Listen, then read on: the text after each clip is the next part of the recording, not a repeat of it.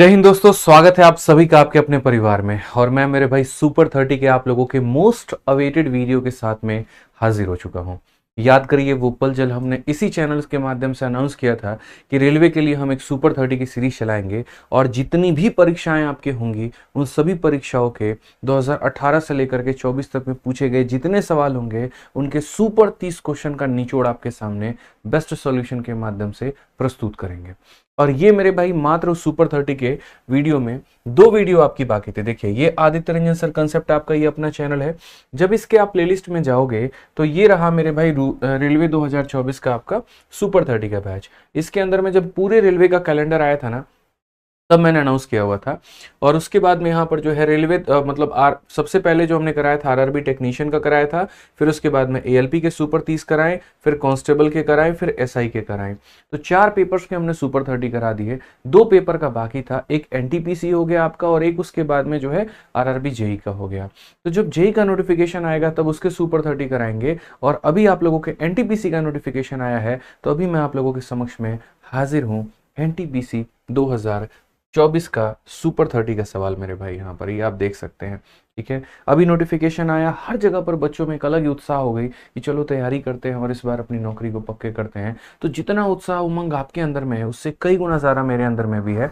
तो मैं भी आपको ये गणित के पूरे सवाल दिखाना चाहता हूँ, पूरे सुपर 30 क्वेश्चन दिखाना चाहता हूँ। तो जो बच्चे अपने लिए हाईली डेडिकेटेड हैं, इस बार के अपने गारंटेड सिलेक्शन के लिए पूरी चीज़ें लगाने को तैयार हैं, वो इस वीडियो को शुरू से लेकर के अंत तक देखिएगा, ठीक है। साथ में मैं आपको दोस्तों एक छोटी सी बात बता दूं, इस चैनल के ऊपर में हम आप लोगों के लिए और क्या कर सकते हैं रेलवे के लिए, वो इस वीडियो के कमेंट बॉक्स में आप बता दीजिएगा कि सर आप मैथ्स का ये सीरीज शुरू कर दो, या आप ये करा दो, या प्रैक्टिस सेट चाहते हो, या और पूरा निचोड़ चाहते हो, या जो भी चाहते हो वो वीडियो के कमेंट बॉक्स में आप मेरे भाई अभी लिख करके बता देना। तो आइए चलिए मेरे भाई सवालों का शुरुआत करते हैं। वीडियो शुरू करने से पहले मैं आपको बोल दूंगा कि वीडियो को लाइक और हमारे चैनल को सब्सक्राइब कर दीजिए भाई, ठीक है। अब आ जाइए, सबसे पहला सवाल आप लोगों के सामने यहाँ पर है सरलीकरण का। ये सवाल आप देखिए, इस क्वेश्चन में यहाँ पर कहा गया इस पूरे को हल करके मेरे भाई क्या उत्तर आएगा। ये आपके एनटीपीसी 2021 में पूछा गया सवाल था। सुपर 30 का मतलब 30 बढ़िया क्वेश्चन, ठीक है। सॉल्यूशन बड़े प्यारे होंगे।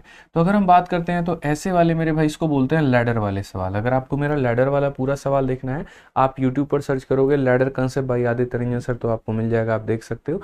बाकी इस सवाल का मैं आपको ट्रिक बताता हूँ। जैसे यहाँ पर पहले 1 है और उसके बाद में यहाँ पर 4 है, तो आप यहाँ पर पहले 1 लिख दो, फिर उसके बाद में यहाँ पर 4 लिख दो, फिर उसके बाद में यहाँ पर जितनी संख्याएं हैं उतने डॉट लगा दो। जैसे आपके पास में 1 संख्या, 2 संख्या, 3 संख्या है, 1 डॉट, 2 डॉट और 3 डॉट, ठीक है। यहाँ 2 है, 3 है, 2 है, तो इस डॉट के ऊपर में 2 लिखो, इसके ऊपर में 3 लिखो और इसके ऊपर में भाई 2 लिखो, ठीक है। अब आप यहाँ लिख चुके हो सारा का सारा डेटा। अब देखो यहाँ पर और कहानी क्या बनेगी। अब आपको कुछ नहीं करना, इसको इसके साथ में गुना करना है और पीछे वाले को मेरे भाई जोड़ देना है।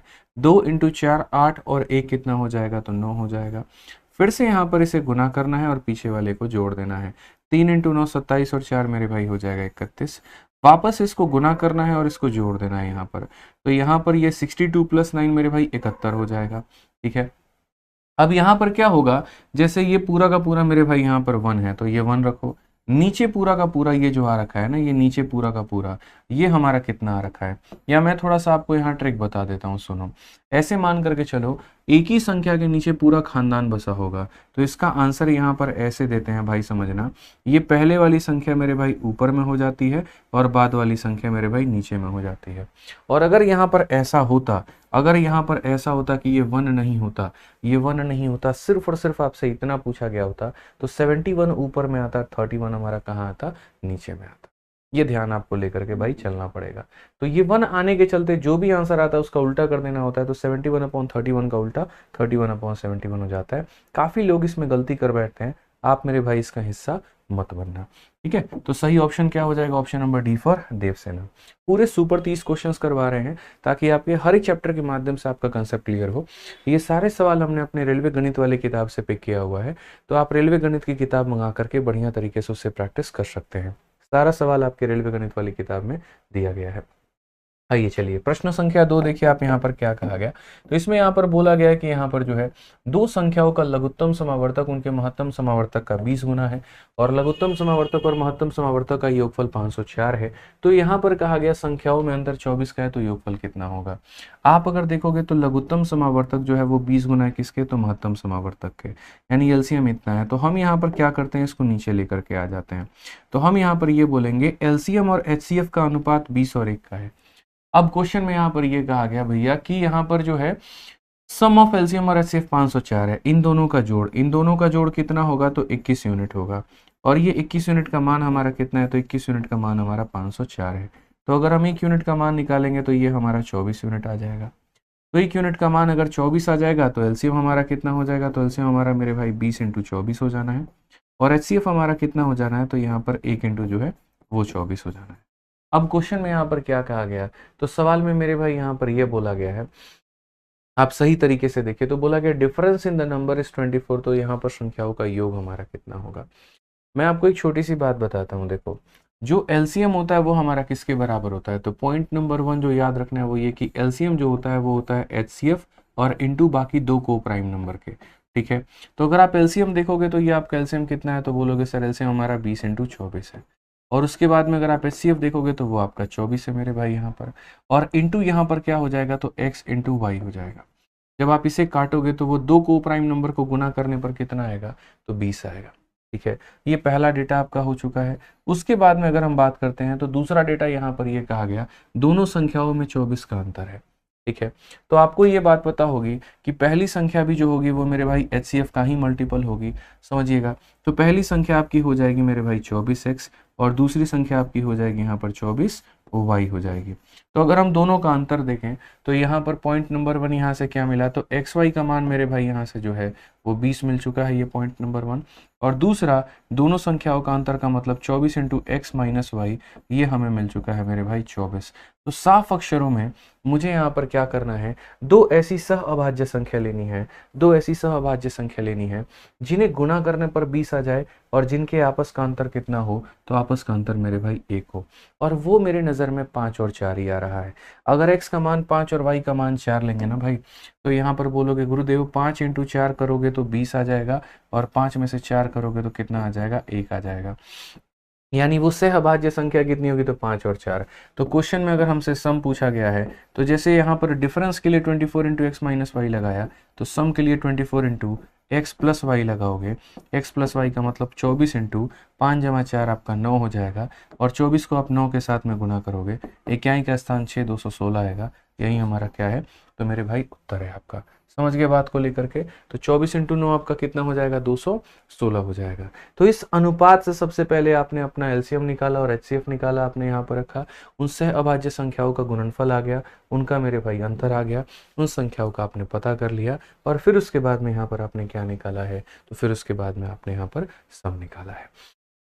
समझ में आ गया बात, यहाँ पर कोई दिक्कत की बात है। चलिए मेरे भाई यहाँ पर अब आगे बढ़ते हैं और आगे आपको देखते हैं मेरे भाई और सवाल। हालांकि इसमें आप और भी तरीके अपना सकते हो, मैं आपको बताता हूँ। सबसे पहला जो दूसरा तरीका आप अपना सकते हैं वो यहाँ पर इस क्वेश्चन में और शॉर्ट में आप क्या कर सकते हैं। मान लीजिए कि जब आपने यहाँ पर ये मेरे भाई पूरा का पूरा क्वेश्चन जब आपने बनाया, तो आप यहाँ पर देखिए आपको लास्ट में यहाँ पर क्या रहा, तो एलसीएम और एचसीएफ का अनुपात इतना था, 21 यूनिट का मान इतना था। तो यहाँ से जो एचसीएफ निकल करके आया वो कितना आ गया, 24 आ गया। क्वेश्चन में जो पूछा गया था वो क्या पूछा गया था, सम पूछा गया था। तो सम पूछा गया था, तो आपको पता है पहली संख्या मेरे भाई 24x होगी, दूसरी 24y, यानी ये 24 इंटू एक्स प्लस वाई। तो आपको इतना पता होगा कि जो भी मेरा आंसर होगा ना भाई, वो यहाँ पर किसका मल्टीपल होगा, तो 24 का मल्टीपल होगा। किसका मल्टीपल होगा, तो 24 का। 24 का मतलब 8 का मल्टीपल होगा।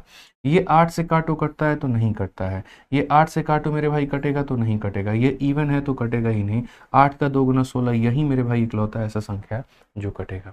तो अगर सेकंडों में उत्तर देना होता, आप इस तरीके से भी दे देते कि 24 का ही तो मल्टीपल था और 24 का मल्टीपल सिवाय एक संख्या के कोई हो भी नहीं सकता। ठीक है, ध्यान रखिए क्यों 24 का मल्टीपल होगा मेरे भाई, पहली भी संख्या 24 का ही मल्टीपल, दूसरी भी 24 का मल्टीपल, तो उनका सम भी 24 का मल्टीपल। और कभी भी संख्याओं का डिफरेंस कह लो या संख्याओं का सम कह लो, हमेशा एचसीएफ का ही मल्टीपल होती हैं। Option number A he HCF का मल्टीपल है, इसके अलावा और कोई दूसरा ऑप्शन एचसीएफ का मल्टीपल नहीं है। आज ये तीसरा सवाल आपके पेपर में जो ऐसा पूछा जा सकता है वो यहाँ पर ये देख लीजिए। ठीक है। यहाँ पर बोला गया मेरे भाई कि 4 हो गया, 5 हो गया, 14 हो गया, 3 हमें डिस्काउंट देना है। देखो डिस्काउंट अगर 3 होते हैं ना, देखो 2 डिस्काउंट का जो फॉर्मूला होता है वो होता है a प्लस बी और माइनस ए बी अपॉन 100, जिसके बारे में पूरी दुनिया जानती है। मैं आपको दोस्त यहाँ पर 2 डिस्काउंट का फॉर्मूला ना होकर के इस क्वेश्चन को जान के हमने सेट किया ताकि हम आपको 3 डिस्काउंट का फॉर्मूला बता पाएँ। 3 डिस्काउंट का फॉर्मूला में एक बार तीनों को जोड़ देना होता है, एक बार इनका जो प्रोडक्ट है मेरे भाई, जैसे ए बी हो गया, BC हो गया और AC हो गया, इसे गुना करके 100 से भाग कर देना होता है, और एक बार सबका जो प्रोडक्ट है यहाँ पर ABC करके उसको यहाँ पर क्या करना होता है, 10,000 से मेरे भाई भाग कर देना होता है। बड़ा ही सिंपल है, मतलब एक बार इंडिविजुअल, एक बार पेयर और एक बार यहाँ पर जो है तीनों, प्लस माइनस प्लस होता है। अब एक बार तीनों को जोड़ दो आप यहाँ पर, तो बोलोगे सर 14 और 5 19, 19 और 4 हमारा कितना हो जाएगा, 23 हो जाएगा। ठीक है। AB का प्रोडक्ट 5 चौके कितना हो जाएगा, तो बोलोगे सर 20 हो जाएगा। BC का प्रोडक्ट 14 पचे कितना हो जाएगा, तो 70 हो जाएगा। और AC का प्रोडक्ट मेरे भाई 4 और 14 कितना हो गया, तो 56 हो जाएगा। बट्टे में कितना करेंगे, तो 100 करेंगे, प्लस हमारा हो जाएगा तीनों को गुना, 5 चौके 20 और मेरे भाई 14, हमारा 280 और बट्टे में कितना हो जाएगा, 10,000 हो जाएगा भाई। यहाँ पर अगर आप देखेंगे तो बोलेंगे गुरुजी ये हमारा 23 हो चुका है, 70 20 90 146 माइनस यहाँ पर जो है 1.46 हो जाएगा आपका, और ये हमारा कितना हो जाएगा, तो 0.028 हो जाएगा भाई यहाँ पे। अब आप देखो यहाँ पर, तो कुल मिलाकर के आप बोलोगे सर ये 23 में आप जोड़ दो तो 23.028 है भाई यहाँ पर, और उसमें से 1.46 मान लो 0 घटाना है।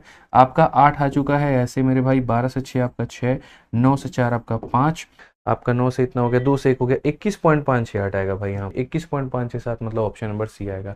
तो यहाँ पर 3 बट्टों का जो है वैल्यू आप इस तरीके से निकाल सकते हो, कोई दिक्कत की बात आपका नहीं आएगी। चलिए आ जाइए नेक्स्ट क्वेश्चन की बात करते हैं हम लोग। यहाँ पर देखिए सब डुप्लीकेट रेशियो के बारे में। इस क्वेश्चन को डालने का एक रीज़न था कि अक्सर लोग जो है मेरे भाई यहाँ पर रेशियो में बहुत छोटी छोटी चीज़ें मिस कर देते हैं, जैसे सब डुप्लीकेट रेशियो हो गया, ट्रिप्लीकेट रेशियो हो गया, इस तरीके से करके छोटी छोटी बातें आपको ये मिस नहीं करना है। देखिए यहाँ पर इसका मेरे भाई सब डुप्लीकेट अनुपात यहाँ पर क्या है, इंग्लिश हिंदी दोनों सेम ही होता है, और ये आपके NTPC में पूछा गया है। तो जब भी सब डुप्लीकेट की बात यहाँ पर आती है ना, तो याद रखिए आंसर को निकालते वक्त में आप यहाँ पर क्या करेंगे, सब डुप्लीकेट निकालते वक्त में बस कुछ नहीं करना है, जो भी दिया गया हो तो उसका मेरे भाई यहाँ पर रूट लगा देना है। 225 दिया गया तो उसका भी रूट लगा दीजिए, और 144 दिया गया उसका भी रूट लगा दीजिए, तो ये हमारा हो जाएगा 15 और ये हो जाएगा 12। ठीक है। और 15 और 12 कौन सा ऑप्शन होगा, तो ये जो होगा बिल्कुल हमारा सही उत्तर होगा यहाँ पे। ठीक है। तो ध्यान रखना है यहाँ पे डुप्लीकेट का मतलब होता है स्क्वायर करना, सब डुप्लीकेट का मतलब होता है स्क्वायर रूट करना। ठीक। 5 नंबर सवाल देखिए, बड़ा प्यारा सवाल है, लाभ और हानि का, बड़ी आसानी से आप इसे ढूंढ सकते हैं, उड़ा सकते हैं। पढ़िए, कहा गया एक डीलर एक वस्तु को उसके अंकित मूल्य के 18% पर डिस्काउंट पे देकर के इतना में बेचता है। यदि वह इसे अंकित मूल्य पर बेचेगा तो उसे इतने का लाभ होगा, तो वस्तु का क्रय मूल्य ज्ञात करिए। इस सवाल को अक्सर लोग बहुत ही लंबे तरीके से बनाते हैं, मेरे पास में इसका बहुत ही साधारण तरीका है, और मैं जो तरीका बताऊंगा अगर आप समझ गए तो मतलब यूँ समझ लीजिए मौज है आपकी, आप विद इन सेकेंड्स उड़ा पाएंगे। एक वस्तु को आप इतने रुपए में बेच रहे हो, आप देखना यहाँ पर ये आप बेच रहे हो भाई ना, यहाँ पर इतने में, और इतने का डिस्काउंट देने के बाद में, यानी कहीं ना कहीं ये 123 रुपये जो है ये डिस्काउंट देने के बाद की कीमत है, यानी 100 में से 18 कम कर दीजिए तो मतलब ये हमारा 82 का वैल्यू हो गया भाई। अगर मुझे ओरिजिनल इसकी कीमत जाननी है यानी मार्केट प्राइस जाननी है तो मुझे 100 से गुना करना होगा। ठीक है। तो ये जो है हमारा सेलिंग प्राइस है, सेलिंग प्राइस हमारा 100 में से 18 कम कर दो तो 82 का मान हो गया, 100 से गुना करने पर मार्केट प्राइस आ जाएगा। अब कहा गया if he sell on market price, यदि वो इतने में ही उसको बेचता है, यदि इतने में ही बेचता है, उसको 25% का फायदा होता है, तो कॉस्ट प्राइस कितना होगा। यानी ये मेरे भाई अगर इतने में ही बेचे, यानी अगर ये विक्रय मूल्य बन जाए, तो अगर ये विक्रय मूल्य बन जाएगा तो फायदा कितने का होगा, तो 25 का। तो ये जो विक्रय मूल्य होगा अपने आप में कितने % का मान होगा, 125, और मुझे क्रय निकालना है तो मुझे 100 से गुना करना होगा। सिंपल एक लाइन में हमारा आंसर निकल करके दोस्तों चला आएगा। आप 41 से देखिए तो आप काटिएगा 2 बार में, और 41 से आपका ये कटेगा 3 बार में, 25 से काटेंगे 5 बार में, 25 से मेरे भाई कटेगा 4 बार में। आप 5 से और काट सकते हैं, और 5 से आपका मेरे भाई 20 बार में कट सकता है, आप इसे काट लीजिए 10 बार में। कुल मिलाकर के ये हमारा उत्तर 120 आ जाएगा। कौन सा ऑप्शन होगा, तो सी फॉर का होना प्यार है। तो ऐसे सवालों में वक्त ज़ाया नहीं करते हैं, ऐसे सवालों में यहाँ पर 1 सेकंड में आप लोगों के लिए उड़ा देते हैं। ठीक है। चलिए आ जाइए 6 नंबर सवाल देखिए मेरे भाई। यहाँ पर 6 नंबर सवाल चलने के पहले मैं आपको बता दूं, काफ़ी ऐसे बच्चे हैं जो अभी जानते ही नहीं है कि हमारी अपनी किताब एक आती है विज्ञान की भी, रेलवे के माध्यम में। मैं आपको मेरे भाई 2 किताबें दिखा रहा हूँ, ठीक है। और ये 2 किताबें आप लोगों की रेलवे विज्ञान की बहुत ही प्यारी किताबें हैं, ठीक है। इसमें से तो बच्चों को ये पता है कि रेलवे विज्ञान की हमारी हिंदी वाली किताब, बट भाई हमारी इंग्लिश वाली किताब भी लॉन्च हो चुकी है। और ये दोनों किताबें फ्लिपकार्ट पर मात्र मेरे भाई 109 रुपए के अंदर में अवेलेबल है। इसके अंदर में हमने पूरा का पूरा साइंस का निचोड़ आपका दिया हुआ है, फिजिक्स केमिस्ट्री बायो, और पूरी 2 कलर की किताब है ऐसे मेरे भाई। और पूरा यहाँ पर थ्योरी से लेकर के क्वेश्चन सारा दिया गया है। कभी भी है ना, बड़ा काम करने के पहले छोटे से शुरुआत की जाती है। आप पढ़िए अपने नोट्स को, आप जो भी पढ़ रहे हैं, लेकिन हमने इसके अंदर में क्या किया कि सिर्फ और सिर्फ सेलेक्टिव क्वेश्चंस आप लोगों के लिए दिए हैं। और सभी यहाँ पर बहुत बढ़िया फिगर तरीके से थ्योरी यहाँ पर बना बना करके हमने दी हुई है। आप जब इस किताब को देखोगे, कोई भी चीज़ अगर एक्सप्लेन भी की गई है ना यहाँ पे, तो पूरा यहाँ पर फिजिक्स के सारे नियम को डायग्राम बना करके दिया गया, बायोलॉजी के भी डायग्राम बना करके दिए गए हैं। और कीमत इतनी कम है कि आप पूछिए मत, 109 रुपए के अंदर में ये किताब आपको आपके अपने फ्लिपकार्ट से मिल जाती है विथ डिलीवरी मिला करके। तो चाहे इंग्लिश वाला लो या हिंदी वाला लो, इतने में आ सकता है। तो ये रेलवे विज्ञान वाली जो हमारी किताब है, इसको ज़रूर मंगाइए और पढ़िए। इसका डिस्क्रिप्शन में हमने लिंक डाल दिया है। बहुत ही प्यारी किताब है, बहुत ही प्यारा इसका रिव्यू है। आप अमेजन हो या फ्लिपकार्ट हो, कहीं पर भी जा करके देखोगे, आप निराश नहीं होगे, ये मेरा वादा है आपसे, ठीक है। आइए चलिए इस सवाल के बारे में चलते हैं। 6 नंबर क्वेश्चन क्या कहा गया, पढ़िए। पी समानांतर चतुर्भुज की भुजा का यहाँ पर जो है मध्य बिंदु इस प्रकार है कि ये दोनों कोण बराबर, अगर इसका मान इतना CD का कितना होगा। देखिए चलिए, हम यहाँ पर सबसे पहले हम यहाँ पर समानांतर चतुर्भुज यानी पैरेललोग्राम बनाते हैं। और यहाँ पर इसे हम नाम देते हैं कि ये A हो गया, ये B हो गया, ये C हो गया और ये हमारा D हो गया। P जो होगा इसका मध्य बिंदु होगा। तो P is the mid point of side BC of a parallelogram such that BAP, यहाँ पर सबसे पहला वाला जो कोण है यहाँ पर ये जो अल्फा होगा भाई, और ये हमारा DAP के बराबर होगा, यानी इसके अल्फा के बराबर होगा। अब क्वेश्चन में दोस्तों हमसे क्या कहा गया, AD का मान हमारे सामने 10 है। AD का मान का मतलब ऊपर वाला 10 है। तो हमसे यहाँ पर कहा गया CD का मान कितना गया होगा, ये भी कोई सवाल है। आप देखिए, अगर ये 10 है तो इतना तो जग जाहिर है कि ये भी 10 होगा, क्योंकि यहाँ पर समानांतर चतुर्भुज के आमने सामने की भुजाएं बराबर होती हैं। अब अगर ये 10 है और ये मध्य बिंदु है, तो ये 5 होगा और ये भी कितना होगा, 5 होगा, ठीक है। अब ज़रा देखिए आप यहाँ पर, क्योंकि ये समानांतर चतुर्भुज है यहाँ पर, तो ये वाला जो हमारा भुजा है और ये वाला जो हमारा भुजा है, आप ऐसे मान के चलो, ये दोनों के दोनों क्या है मेरे भाई, तो समानांतर है। समानांतर है तो ये हमारा ट्रांसवर्सल हो जाएगा, तिर्यक रेखा। तो ये अल्फा है तो ये भी कितना हो जाएगा, तो बोलोगे अल्फा हो जाएगा। और ये किससे हो जाएगा, ऑल्टरनेट एंगल से।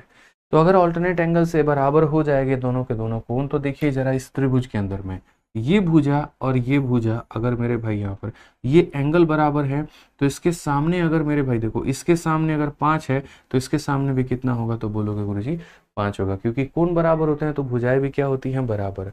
जैसे यहाँ पर ये 10 है तो ये 10 हो चुका है, तो ये 5 है तो ये भी कितना होगा, 5 होगा। तो सही उत्तर यहाँ पर कितना हो जाएगा, ऑप्शन नंबर C पर का होना प्यार है भाई, ठीक है।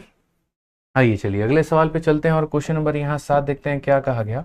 प्रतिशत का बड़ा प्यारा सवाल है, जरा देखिए यहाँ पर बोला गया है।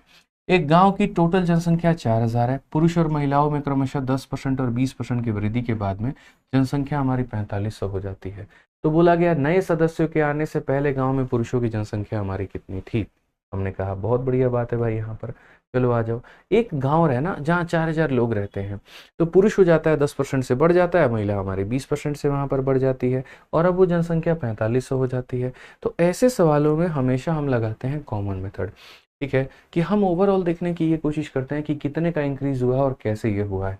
तो हमने यहाँ पर ये कहा कि यार जनसंख्या हमारी 4000 हुआ करती थी और ये जनसंख्या हमारी 4500 हो गई है, यानी इसका मतलब जनसंख्या में हमारा बढ़त कितने का है, तो 500 का है। तो ये 500 हम यहाँ पर लिखते हैं और 500 के बगल में ये लिख देते हैं कि ये हमारा कैसे बढ़ा है। तो बोलेंगे सर ये बढ़त है, तो बढ़त का मतलब यहाँ पर 10% मेल है और यहाँ 20% फीमेल है, ये इतने का वैल्यू दे रखा है। आप देख सकते हैं यहाँ पर कि पुरुष और महिलाओं में इतने इतने की वृद्धि होने पर ये निकल करके आया है। यहाँ पर आप ये देखो ना, तो क्वेश्चन में ये बोला गया नए सदस्यों के आने के पहले पुरुषों की संख्या, जिसकी भी संख्या निकालनी होती है उसको छोड़ करके दूसरे वाले के बराबर का डेटा लेना होता है। अगर आपको पुरुषों की संख्या निकालनी है तो महिलाओं के बराबर का परसेंट लीजिए। महिलाएं कितनी है, 20%। तो आप मेरे भाई यहाँ पर क्या करिए, आप ये बोलिए मुझे 20% का पुरुष चाहिए और यहाँ पर 20% कौन चाहिए, तो महिला चाहिए। ठीक है, 20% पुरुष और 20% महिला का मतलब पूरी जनसंख्या का 20% लेना। पूरी जनसंख्या का 20% लेने का मतलब 4000 का 20% लेना। 4000 का 20% कितना होगा, तो 800 होगा। तो आप यहाँ पर मेरे भाई 800 ले लीजिए। ठीक है, अब यहाँ पर क्या करिए, इसमें से इसको घटाइए। 800 में से 500 घटाएंगे, आपको मेरे भाई 300 निकल करके आएगा। 20 में से 10 घटाएंगे तो 10% निकल करके आएगा, और ये पूरा पूरा का विनाश हो जाएगा। अगर पुरुषों की संख्या का 10% 300 है, तो इसको अगर 10 से गुना करेंगे तो हो जाएगा 100%, और यहाँ 10 से गुना करेंगे तो हो जाएगा 3000। ये हमारा मेरे भाई 100% मेल बराबर 3000 यही हमसे पूछा गया था, और डी जो है हमारा आंसर है। तो सवाल चाहे एनटीपीसी ने कितने भी मुश्किल क्यों ना पूछे हो, जवाब हमारे बड़े सरल होंगे और बड़े शानदार होंगे। और मैं चाहता हूं कि आप लोग यही तरीका सीखो और आप लोग अपने एनटीपीसी के पेपर में अच्छा स्कोर करो। ठीक है, इसीलिए हमने ये सुपर 30 की सीरीज चलाई, और इसके अंदर में हमने ऐसे ऐसे क्वेश्चंस रखे और सॉल्यूशंस रखा। मैं चाहता हूं यहाँ पर कि जितने भी हमारे भाई बहन ये वीडियो देख रहे हैं, वो कमेंट करके ज़रूर बताएं कि आप हमसे और मैथ्स में क्या चाह रहे हैं, किस तरह की आपकी डिमांड है। और दोस्तों, चैनल को सब्सक्राइब कर दीजिएगा, क्योंकि हम कोई भी जब नोटिफिकेशन लाएंगे तो आपको पता तभी चलेगा जब आपके पास में नोटिफिकेशन ऑन होगा, सब्सक्राइब आपने कर रखा होगा। अब जैसे यही वीडियो आपको सजेशन में मिली है, लेकिन अगर आपने चैनल को सब्सक्राइब कर रखा होता तो सोचिए आपको उसी दिन मिल गई होती जिस दिन हमने ये वीडियो को अपलोड किया होता। समझ रहे हैं ना बात को लेकर के, तो ये बेनिफिट आपको मिल जाता है, तो आप बाकी लोगों की तुलना में पीछे नहीं रहते हैं, आप हमेशा आगे रहते हैं, हमेशा पढ़ते रहते हैं, आपको नया कंटेंट मिलते रहता है, इसीलिए भाई। ठीक है, आइए चलिए क्वेश्चन में यहाँ पर 8 नंबर में कहा गया 3 क्रमागत प्राकृत संख्याएं हैं जो कि बढ़ते क्रम में हैं, उनका जो औसत है वो k है। यदि 2 क्रमागत संख्याओं को पहले सेट के ठीक आगे जोड़ दिया जाए तो नया औसत क्या होगा। जैसे मानो पहली संख्या है, दूसरी संख्या है, तीसरी संख्या है, तो average of 3 consecutive natural number. यहाँ पर मेरे भाई यहाँ पर ये एवरेज है तो k है, आगे हमेशा बढ़ता है, पीछे हमेशा जो है वो घटता है। तो अगर ये k है तो गारंटी है ये k-1 होगा और ये हमारा k+1 होगा। अब कहा गया नहीं, यहाँ पर इस बात को ध्यान दो, अगर आगे की 2 संख्या जोड़ दी जाए, पहली जोड़ दी जाए, दूसरी जोड़ दी जाए, तो यहाँ पर क्या होगा, तो पहली दूसरी जोड़ दी जाए, ये k+2 होगा, ये k+3 होगा, उससे कोई फर्क नहीं पड़ता है। औसत हमेशा कौन सा रहता है, तो औसत हमेशा बीच वाला रहता है, औसत हमेशा बीच वाला रहता है, यानी कितना होगा, तो k+1 होगा भाई। हालांकि इसका 1 सेकंड का भी आंसर होता है। आंसर यहाँ पर ये होता है कि जो पुराना एवरेज है वो रहेगा ही रहेगा, साथ में इंक्रीज होगा। इंक्रीज कितने का होगा, जितने आपने नंबर ऑफ टर्म्स जोड़े हैं, कितने पद जोड़े हैं, तो 2 जोड़े हैं, और उसके बाद में यहाँ पर हर एक पद में अंतर कितने का है। तो जैसे बोला ना 3 कॉन्सिक्यूटिव नंबर का, if 2 more consecutive number are just added यहाँ पर, तो यहाँ पर आपको जो होगा मेरे भाई 2 होंगे।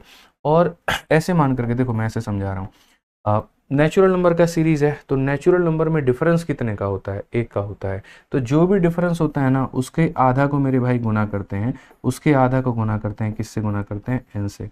मैं ये बता रहा हूँ, जैसे मानो आपने 10 पद जोड़ दिए, तो यहाँ पर नेचुरल नंबर का अगर आप जोड़ रहे हो तो नेचुरल नंबर में कितने का डिफरेंस होता है, 1 का होता है। तो आप बोलोगे ये तो रहेगा ही रहेगा, डिफरेंस हमारा 1 का, तो 1/2, और 10 पद जोड़े हैं तो इंटू 10 करोगे, 20 जोड़ा है तो इंटू 20 करोगे, क्योंकि ये कहाँ तक लगाओगे, नहीं लगा सकते, क्योंकि इसमें 2 पद जोड़ा था इसीलिए कर दिया, तो k+1 हमारा आंसर हो गया।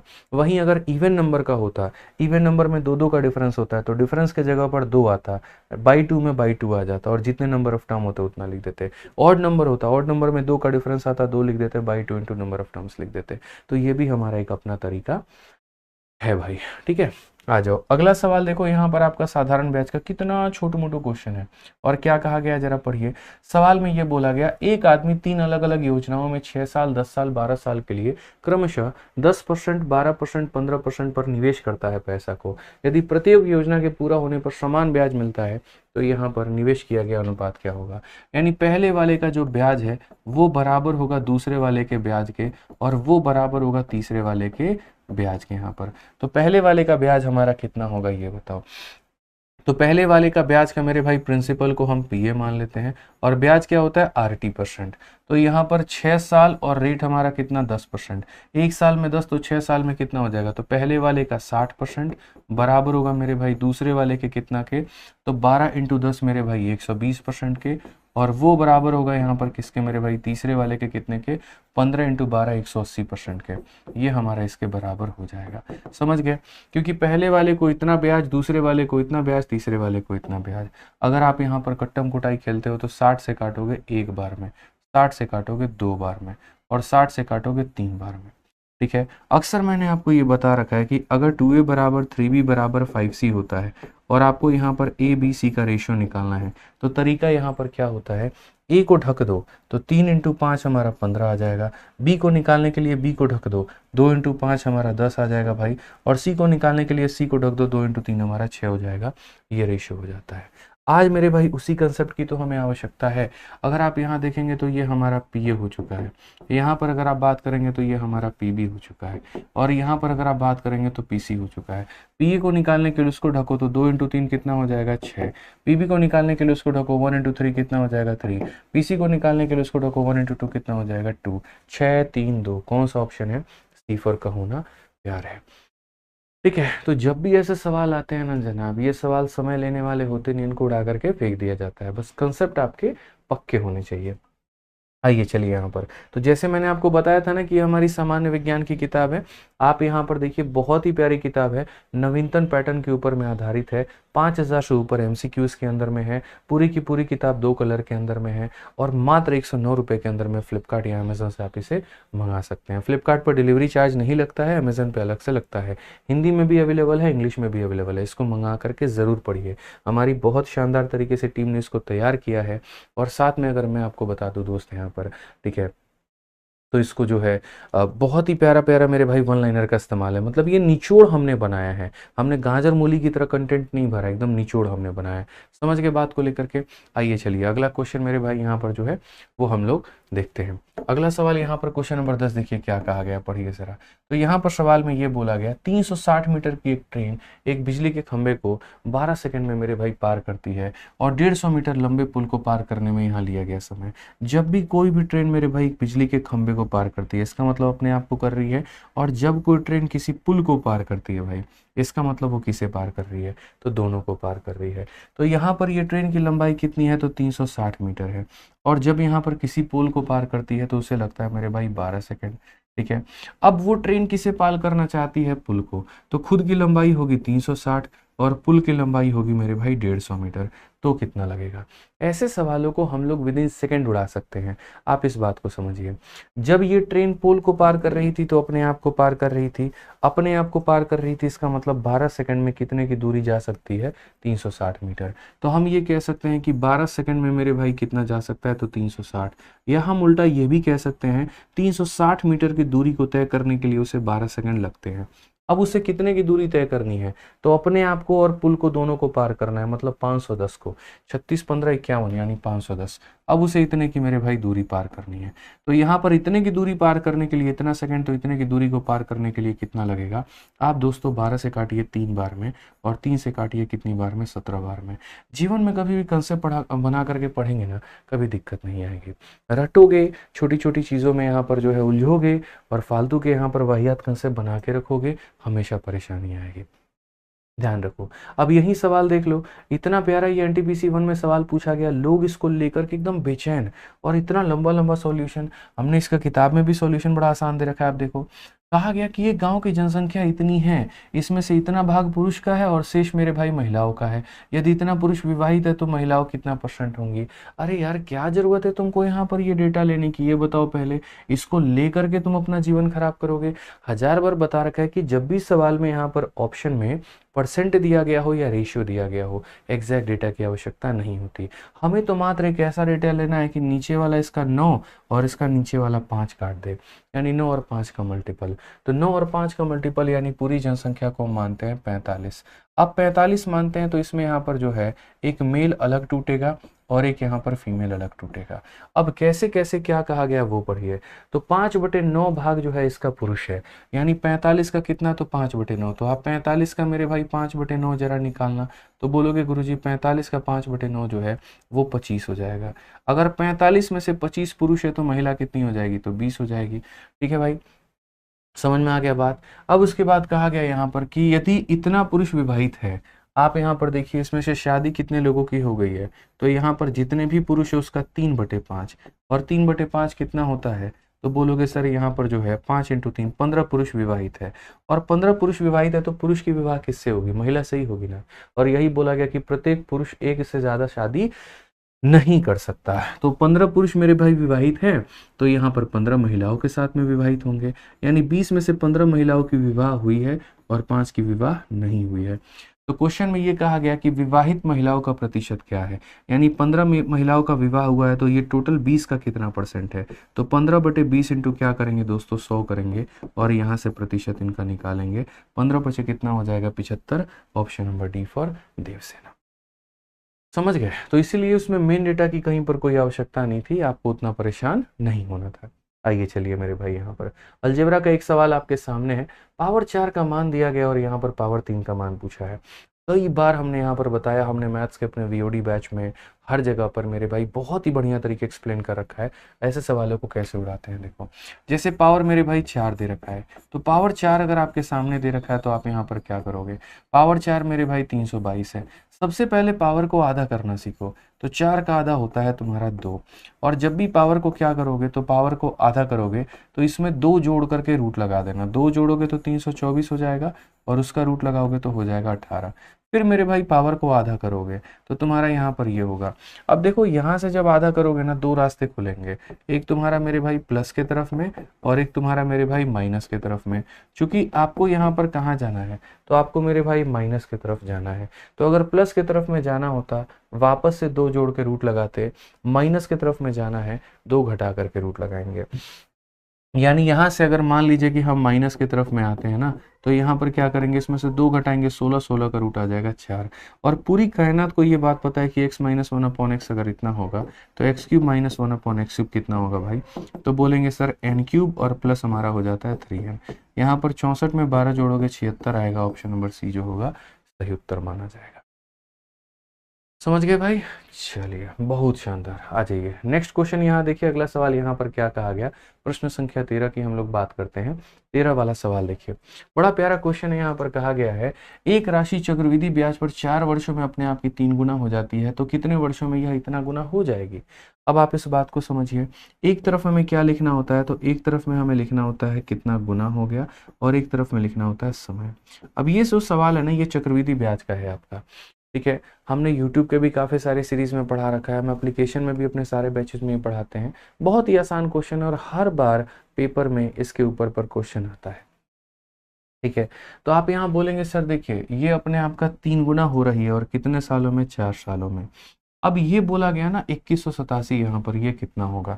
तो ये जो 2187 होगा ना भाई, ये आपको समझने की आवश्यकता है। ये 2187 दुनिया की नज़रों में इतना है, और ये जो है 3 का पावर कितना है, तो 7 है। तो वही बात है, पावर 1 है, तो 1 को बनने के लिए कितना लगा मेरे भाई, 4 साल। तो 7 को बनने के लिए कितना, अगर ये अपने आप का 7 गुना, तो ये भी अपने आप का 7 गुना, यानी यहाँ पर कितना हो जाएगा, तो 28 हो जाएगा। तो ऐसे सवालों में हम यहाँ ये देखते हैं, पावर कितना गुना हुआ है। पावर जितना गुना होता है उतना ही गुना हम क्या करते हैं, समय का भी करते हैं। तो अगर हम यहाँ देखेंगे तो क्या बोलेंगे, 28, और 28 हमारा कौन सा ऑप्शन है, तो ऑप्शन नंबर सी का होना प्यार है, ठीक है। ध्यान रखिए। अजी चलिए, अगला सवाल हम लोग यहाँ देखते हैं। अगला सवाल यहाँ पर क्या कहा गया, बोला गया मेरे भाई, वह छोटी से छोटी संभावित संख्या ज्ञात करिए जिसे 16, 19 और 23 से घटाने पर वो हमारा समानुपाती हो जाते हैं। तो जब मात्र हमारे पास में 3 संख्या दी गई होती है, तो ऐसे मान करके चलो, ये पहली संख्या हो गई तुम्हारी, उसके बाद में ये दूसरी संख्या हो गई, और फिर इसी को रिपीट करना होता है। कैसे करना होता है मैं बताता हूँ। ये पहली हो जाती है, इसका जो अनुपात दूसरे के साथ में होता है, वही मेरे भाई दूसरे का अनुपात किसके साथ में बनाना पड़ता है, तीसरे के साथ में। हालांकि ये भी अनुपात में है नहीं, कोई यहाँ पर अनुपात वाला कंसेप्ट मत लगाना। बोला गया यहाँ पर कि इन संख्याओं में से, बोला गया इनमें से कितना घटा दें, यही बोला गया। छोटी से छोटी संभावित संख्या ज्ञात करिए जिन्हें इतने से घटाने पर तब ये समानुपाती हो जाए, घटाने पर ये समानुपाती हो जाए। तो एक तो मेरे भाई आप यहाँ सहारा ले सकते हो ऑप्शन का, ठीक है, और दूसरा मेरे भाई यहाँ पर क्या ले सकते हो, तो मेथड का। मैं ऑप्शन का ही बोलूंगा। 16 में से एक घटाओ तो ये तुम्हारा 15 और ये तुम्हारा 18, और यहाँ पर मेरे भाई 18 और ये तुम्हारा 22। अगर ऑप्शन नंबर ए उठाया तो यहाँ देखोगे तो सर ये 5 और 6 का अनुपात बना रही हैं। तो क्या ये 5 और 6 का अनुपात है, तो नहीं, ये 9 का है और 11 का है। तो ये तो मेरे भाई बिल्कुल भी ऑप्शन सही नहीं है। अब हम कौन सा ऑप्शन उठाएं भाई, तो मान लेते हैं यहाँ पर ऑप्शन नंबर बी उठाते हैं, देखते हैं यहाँ पर क्या होता है। इसमें से अगर आप मान लीजिए 16 में से 8 घटाते हो तो इतना आएगा, और 19 में से 8 घटाते हो तो 11 आएगा, इसमें से 8 घटाते हो तो 11 आएगा। ये तो दूर दूर तक नहीं दिख रहा, और ये हमारा कितना हो जाएगा, तो 15। ये भी हमारा ऑप्शन मेरे भाई नहीं है। अगर हम 7 निकालते हैं, मान लीजिए, मैं मेथड भी बता दूंगा आपको, मेथड भी कैसे होगा। इसमें से 7 निकालते हो तो ये 9 आ जाता है, और इसमें से 7 निकालते हो तो 12 आ जाता है, जिनमें रेशियो 3 और 4 का हो जाता है। और अगर आप इसमें से 7 निकालते हो तो 12 होता है, और इसमें से 7 निकालते हो तो कितना हो जाता है भाई, आपका ये 16 हो जाता है। ये भी मेरे भाई देखोगे 4 से 3 बार में, 4 से 4 बार में, यानी ये 3 4, ये 3 4, मतलब 7 जो होगा वो क्या होगा, बिल्कुल सही उत्तर होगा। लेकिन यहाँ पर अगर बात आती है कि नहीं नहीं, इसे अगर मेथड से करना हो, ऐसे तो हमारा बहुत टाइम वेस्ट हो जाएगा 4 4 ऑप्शन चेक करने में। मेथड से करना हो तो हम कैसे करेंगे? मेथड से करने का मेरे भाई सीधा सीधा अपने के पास में ट्रिक है। ट्रिक ये है, पहली वाली को आखिरी वाली से गुना करो तो यहाँ पर 16 इंटू 23 हो जाएगा भाई। उसके बाद में जो बच गया उसे आपस में गुना करो तो 19 इंटू 19 हो जाएगा भाई। ठीक है, जिसे गुना किया उसे जोड़ दो तो ये तुम्हारा 39 हो जाएगा, और जिसे गुना किया उसे जोड़ दो तो 38 हो जाएगा। बस यहाँ पर तुम्हारा आंसर आ जाएगा। 16 का 3 गुना कितना होता है, 48 होता है, तो 8 पास में, और 16 दूना 32, और मेरे भाई 4 हमारा 368। यहाँ देखेंगे 361, और नीचे में देखेंगे तो 1 आ जाना है आपका, कितना 1, इसमें से घटाओगे कितना है, 7 आएगा, और ये आपका करेक्ट आंसर हो जाएगा। तो ऐसे सवालों में कभी भी पता करना हो, सीधा ट्रिक होता है, चाहे कुछ जोड़ करके समानुपाती बनाना है या कुछ घटा करके बनाना है, पहले को आखिरी के साथ में, इन दोनों को एक साथ में, और ऐसे आप बना पाओगे। आ जाओ, चलो अगला सवाल यहाँ देखो, 15 नंबर सवाल मेरे भाई, यहाँ पर क्या कहा गया, बहुत ही हल्का और आसान सवाल है। सवाल में देखिए क्या कहा गया है, तो बोला गया है कि दिए गए आकृति में ओ जो है हमारा वृत्त का मेरे भाई केंद्र है। उसके बाद में पी ए बी का यहाँ पर ये जो मान है ये हमारा 35 डिग्री है। तो सवाल में हमसे यहाँ पर ये बाहर वाला मान पूछा गया है। कहीं कोई दिक्कत की बात नहीं है, कोई परेशानी की बात नहीं है। आप एक बात बताइए, आप लोग तो ये अच्छे से पढ़े हुए हैं कि अगर ये केंद्र है तो ये हमारा डायमीटर होगा, और एक डायमीटर सेमी सर्कल के ऊपर में कितने का एंगल बनाता है, तो 90 का बनाता है। 90 में अगर ये हमारा 35 है तो ये हमारा कितना हो जाएगा, तो भाई 55 हो जाएगा। सिंपल सी बात है यहाँ पर। और अगर ये 55 होगा दोस्तों, तो आप मुझे एक बात बताइए, ये आपका रेडियस है और ये भी आपका रेडियस है, तो अगर ये 55 है तो ये भी कितना हो जाएगा, 55 हो जाएगा। ठीक है, अब मेरा जो लास्ट जवाब है ना, आप वो दे दीजिए तो हम समझ जाएंगे आपको आ गया। एक सीधी रेखा पर कितने का कोण होता है, 180 का होता है। उस 180 में अगर ये 55 है तो ये कितना होगा, तो बोलोगे गुरुजी 125 होगा। ऑप्शन नंबर ए जो होगा बिल्कुल हमारा सही उत्तर होगा। तो बहुत प्यारा क्वेश्चन था, बहुत आसानी से हम इसे निपटा सकते थे। आइए चलिए, हमारी तरफ से एक सवाल आप लोगों के लिए होमवर्क है। 15 क्वेश्चन के बाद में हम एक सवाल आप लोगों को होमवर्क दिए हैं, और इस सवाल का जो सही उत्तर है वो आपको कमेंट बॉक्स में लिख करके बताना है। ठीक है, कमेंट बॉक्स में जो मेरे भाई सही उत्तर देगा उसको हमारी तरफ से हार्ट मिलेगा, पक्का है। आ जाओ, चलो नेक्स्ट क्वेश्चन पर बात करते हैं, और अगला सवाल हम लोग यहाँ देखते हैं। अगला सवाल हमारे सामने यहाँ पर क्या है, बड़ा प्यारा यार, लाभ और हानि का ये सवाल है। और कहा गया है कि लवली बिक्री मूल्य पर अपने लाभ प्रतिशत की गणना करती है, प्रॉफिट के परसेंट का वो पता करती है, और जबकि बंटी जो है लागत मूल्य यानी सीपी पर अपना प्रॉफिट परसेंट का गणना करता है। ठीक है, वे पाते हैं कि उनके लाभ में 100 रुपए का अंतर है। यदि उनका विक्रय मूल्य समान है और दोनों को 25% का लाभ होता है तो विक्रय मूल्य कितना होगा। यानी एक लवली है और एक यहाँ पर बंटी है। ये लवली के खरीदने का दाम है और ये बेचने का दाम है, और उसी तरीके से बंटी का खरीदना और बंटी का बेचना। यहाँ पर लवली के केस में क्या होता है कि आपको प्रॉफिट होता है 25% का, जो कि हमारा 1/4 के बराबर है। लेकिन ये जो लाभ होता है ना लवली को, वो होता है किस पे, सेलिंग प्राइस पे। यानी नीचे वाली वस्तु लवली की सेलिंग प्राइस होती है और ऊपर वाली वस्तु प्रॉफिट होती है। यानी लवली 4 रुपए में अगर वस्तु को बेच रही है तो 4 में से 1 कम कर दीजिए तो खरीदा कितने में उसने, 3 में।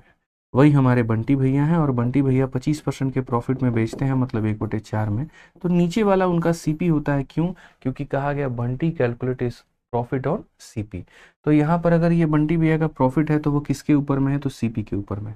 तो खरीदे ये कितने में है, 4 में, 1 रुपये का प्रॉफिट कमा करके बेच दिए हैं 5 में। अभी तक आप लोगों ने यहाँ पर ये बात लिख दिया है। ठीक है, अब उसके बाद में हम बात करें तो सवाल में यहाँ पर यह कहा गया कि if their selling price is same, यानी बेचने की कीमत बराबर है। यानी अगर ये बराबर है तो अगर मैं इसे मेरे भाई 5 से गुना करूं और इसे अगर 4 से गुना करूं तब जाकर के बराबर होगा। तो इधर गुना करने के लिए मुझे यहाँ पर भी गुना करना होगा और यहाँ गुना करने के लिए यहाँ पर भी गुना करना। ठीक है, फिर उसके बाद क्वेश्चन में कहा गया difference in their profit is मेरे भाई कितना, तो 100 रुपए। अब ये भाई का प्रॉफिट देखो, ये प्रॉफिट कितने का है, 15 में खरीदा है और 20 में बेचा है, तो प्रॉफिट है कितने का, तो प्रॉफिट बोलोगे गुरुजी 15 में खरीद करके 20 में बेचना मतलब 5 का प्रॉफिट, और ये 16 में खरीद के 20 में बेचा है तो 4 का प्रॉफिट। ये जो 100 रुपये है ना, ये क्या है, तो इन दोनों का डिफरेंस है, यानी यहाँ पर 5 - 4 यानी ये 1 की वैल्यू है। और क्वेश्चन में क्या कहा गया, तो सेलिंग प्राइस की वैल्यू, सेलिंग प्राइस का मतलब कितने का मान, तो 20 का मान, 100 इंटू 20 हमारा कितना हो जाएगा, 2000 हो जाएगा, और ये हमारा बिल्कुल सही उत्तर। ठीक है, तो ऐसे सवालों को ऐसे ही बनाते हैं एकदम प्यार और मक्खन से, और कहीं पर कोई दिक्कत नहीं आती है। आइए चलिए, प्रायिकता का सवाल है आप लोगों के सामने। 18 नंबर क्वेश्चन को आप जरा देखिए, कितना बढ़िया और प्यारा सवाल दिया गया है। बोला गया यहाँ पर एक कलश में 10 काली और 5 सफेद गेंदें हैं, काली में से एक के बाद एक बिना प्रतिस्थापन किए 2 गेंदें निकाली जाती है, तो इसकी प्रायिकता क्या होगी कि दोनों गेंदें काली होंगी। आप यहाँ पर 10 काली निकाल रहे हैं, 5 वाइट निकाल रहे हैं, और जो आपको निकालना है वो देख लीजिए, तो आपको निकालना है ब्लैक, और वो भी यहाँ पर क्या, तो बिना रिप्लेसमेंट के। आप यहाँ पर कोई भी रिप्लेसमेंट नहीं करना चाहते हैं, तो ऐसे मान करके चलिए कि आप शुरू में जो गेंद निकालेंगे उसमें प्रायिकता कितनी आएगी मेरे भाई, काली होने की। तो यहाँ पर 10 गेंदें हैं और कितनी है, आउट ऑफ 15 मेरे भाई। ठीक है, उसमें से अब आप एक निकाल चुके हैं, तो एक निकाल चुके हैं और वो काली निकल चुकी है। तो अब यहाँ पर 10 में से कितनी बच गई, 9, और यहाँ 15 में से कितनी बच गई, 14। ये हमारा होता है विदाउट रिप्लेसमेंट का केस। तो पहली बार में 15 में से 10 गेंदों आने की संभावना हो सकती है, और अगले में से 14 में से 9 आने की मेरे भाई काला संभावना हो सकता है। अगर विदाउट रिप्लेसमेंट नहीं रहता तो सेम चीज़ को उठा करके छाप देते। बस यहाँ ये समझ लीजिए, 5 से काटिए 2 बार में, 5 से काटिए 3 बार में, 3 से काटेंगे यहाँ 3 बार में, और यहाँ पर 2 से काटेंगे 7 बार में, 3/7। Option number B for Baahubali correct answer है। पूरा प्रोबेबिलिटी हमने यूट्यूब पर पढ़ा रखा है, तो आप अगर सर्च करोगे probability by Aditya Ranjan sir, तो आपको मेरी वीडियो मिल जाएगी और वहाँ से आप पूरी प्रोबेबिलिटी देख पाओगे। ठीक है, आ जाओ चलो नेक्स्ट क्वेश्चन 19 नंबर देखते हैं। यहाँ पर क्या कहा गया, जरा सवाल में पढ़िए। सवाल में यहाँ पर ये बोला गया है कि देखिए 3.5 सेंटीमीटर त्रिज्या वाले 3 वृत्त इस प्रकार से हैं कि वो मेरे भाई बाकी के 2 लोगों को स्पर्श करते हैं, तो उनके अंदर का जो भाग है, घिरा हुआ जो भाग है, उसका क्षेत्रफल कितना होगा। ये क्वेश्चन आपके एनटीपीसी का है और ये हाईली कैलकुलेटिव क्वेश्चन है। इसमें सारा जलवा जो है वो कैलकुलेशन का है। ठीक है, जैसे मान लीजिए यहाँ पर ये आपकी पहली हो गई, उसके बाद में यहाँ पर ये मेरे भाई क्या हो गया, तो सेम तरीके से ये आपका दूसरा गेंद हो चुका है, और उसके बाद में यहाँ पर ये मेरे भाई तीसरा हो चुका है, और तीनों में यहाँ पर जो है वो घिरा हुआ है। और कौन सा क्षेत्र घिरा हुआ है, तो आपसे यहाँ पर ये वाला है, इसी का एरिया पूछा है। तो बोला गया 3.5 सेंटीमीटर त्रिज्या वाले 3 वृत्त इस प्रकार हैं कि वो मेरे भाई बाकी 2 को स्पर्श करते हैं। अब यहाँ पर ये सेंटर है सबका मेरे भाई, क्या बराबर है, तो रेडियस बराबर है। तो यहाँ ये सेंटर हो गया, ये सेंटर हो गया, ये सेंटर हो गया। जब हम इन्हें ज्वाइन करते हैं तो यहाँ पर क्या बनता है, देखो इक्विलेटरल ट्रायंगल। कितने साइड का, तो RR2R का, RR2R का मेरे भाई, RR2R का। ठीक है, तो हमें यहाँ पर क्या करना है, अगर यहाँ पर ये कलर वाला एरिया निकालना है, तो पूरे के पूरे समबाहु त्रिभुज में से हमें यहाँ पर सर्कल के 3 खंड, यानी यहाँ पर ये 60 डिग्री, 60 डिग्री और 60 डिग्री, मतलब यहाँ पर ये एक सेक्टर हो जाएगा 60 का, 60 का एक और सेक्टर हो जाएगा, और मेरे भाई यहाँ पर 60 का एक और सेक्टर हो जाएगा, यानी 180 डिग्री माइनस करना होगा।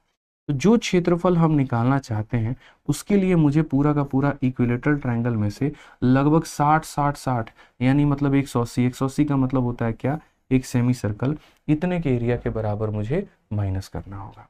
इक्विलेटरल ट्रायंगल का जो एरिया होता है वो होता है √3/4, और यहाँ पर कितना हो जाएगा, तो ए का स्क्वायर, ए मतलब साइड, तो साइड यहाँ पर कितना है, तो भाई 2r का होल स्क्वायर है। हालांकि 2r का होल स्क्वायर आप डायरेक्ट लिख सकते हो, ये बराबर है मेरे भाई 4r स्क्वायर के। और एक सेमी सर्कल का एरिया कितना होता है, तो πr² बाई कितना हो जाता है, तो भाई 2 हो जाता है। आप 4 से 4 काट दो, r², यहाँ भी r², यहाँ भी है, तो आप r² को दोस्त कॉमन ले लो, यहाँ पर आ जाएगा आपका √3 हो जाएगा, और π/2 यानी 22/7 का आधा 11/7 हो जाना है। ठीक है, अगर आप मेरे से बोलोगे सर इसको सॉल्व करिए, तो देखिए अभी r² को बाहर ही रखिएगा, अंदर मत आने दीजिएगा। √3 की वैल्यू यहाँ पर 1.732 दी गई है, तो आप यहाँ पर इसको लिख लीजिए, कोई दिक्कत नहीं है। और यहाँ पर 11/7 आप इसमें से माइनस कर दीजिए। आप अगर देखेंगे तो r² का मान हमारा कितना होता है, r का मतलब यहाँ पर 3.5, 3.5 का मतलब 7/2, 7/2 का होल स्क्वायर, 7 का होल स्क्वायर 49, 2 का होल स्क्वायर 14।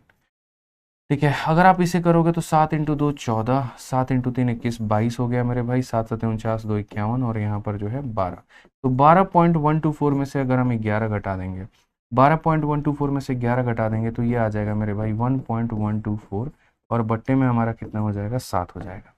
आप यहाँ पर अगर आप इसे काटते हो तो जैसे 7 ने इसको 7 बार में लपेटा और 4 इसे काटेगा 2 बार में 8, उसके बाद में 8 बार में और यहाँ पर इतना बार में, तो 0 पॉइंट मेरे भाई इतना आ जा रहा है। लास्ट में मल्टीप्लाई करोगे तो देखो 7 इंटू 1 7, 7 इंटू 8 56 का 6, 5 हाथ में 7 दूनी 14, 5 19, ऑप्शन नंबर जो सी है वो करेक्ट आंसर है। तो ये एक हाईली कैलकुलेटिव और बहुत ही शानदार क्वेश्चन था और इसको इसी तरीके से करना था। क्यों? क्योंकि इसमें √3 का मान आपको लेना है। वही वैल्यू अगर आपको नहीं लेनी होती तो आपकी मौज आ जाती, चांदी चांदी हो जाती, बस ये समझ लो। आज ये मेरे भाई यहाँ पर साधारण ब्याज का बड़ा सा प्यारा सा सवाल है और हम लोग यहाँ पर इसको बनाते हैं, देखते हैं ये सवाल कैसे बन सकता है। सवाल में यहाँ पर कहा गया कि एक व्यक्ति ने साधारण ब्याज पर 7,000 रुपए की राशि उधार दी है। 3 सालों के बाद में बैंक को इतना रुपया का भुगतान किया और 5 सालों के अंत में इतने का भुगतान किया और सारा बकाया साफ कर दिया। मैं वो व्यक्ति हूँ, मुझे जरूरत पड़ी थी, मैं पैसे लेकर के आया था, 7,000 रुपये लेकर के आया था। तो जब तक मैं बैंक को कुछ ना कुछ की पेमेंट नहीं करूंगा तब तक बैंक जो है वो मेरे ऊपर में कितने का ब्याज लगाएगा? तो 7,000 के ऊपर में ब्याज लगाएगा। समझ गए? तो जब तक मैंने कोई पेमेंट नहीं किया था तो बैंक ने मेरे भाई 7,000 पे ब्याज लगाया था, 8% के रेट से लगाया और 3 सालों तक लगाया। ठीक है, उसके बाद में यहाँ पर क्या हुआ? उसके बाद में मेरे भाई जैसे मैंने 7,000 रुपया में से 3,000 रुपया दे दिया बैंक को, अब बैंक मेरे पे 4,000 पर ब्याज लगाएगा। ठीक है, तो मेरे भाई अब बैंक मेरे पे कितने पे ब्याज लगाएगा? तो 4,000 पे। कितने के रेट से? आर के रेट से। और कितने समय के लिए? 2 समय के लिए। तो ये मेरे भाई ब्याज हो जाएगा और ये ब्याज हमारा कितने के बराबर होगा? तो आप बोलोगे सर आपने पैसा लिया था कितना रुपया? तो 7,000 रुपया लिया था और आपने जो बैंक वालों को पेमेंट किया है, जो अमाउंट दिया है, वो एक बार आपने 3,000 रुपया दिया है और एक बार आपने 5450 दिया है, यानी आपने 8,450 दिया है। तो कुल मिलाकर के जो आपका ब्याज बना वो आपने कितना दिया मेरे भाई? तो 1,450 रुपया आपने ब्याज दिया है। 1,450 का आपने क्या दिया है? तो ब्याज दिया। तो पहले मेरे भाई 7,000 पर 3 साल का ब्याज, फिर 4,000 पर 2 साल का ब्याज, और ये बराबर होगा किसके? तो ये बराबर होगा दोस्तों 1,450 के। आप इसको हल कर लीजिए, आपका आंसर आ जाना है। 2 से 2 खत्म और 2 से 2 खत्म, 0 हो गया, 0 हो गया, आपका 0 हो गया, खेल खत्म भाई।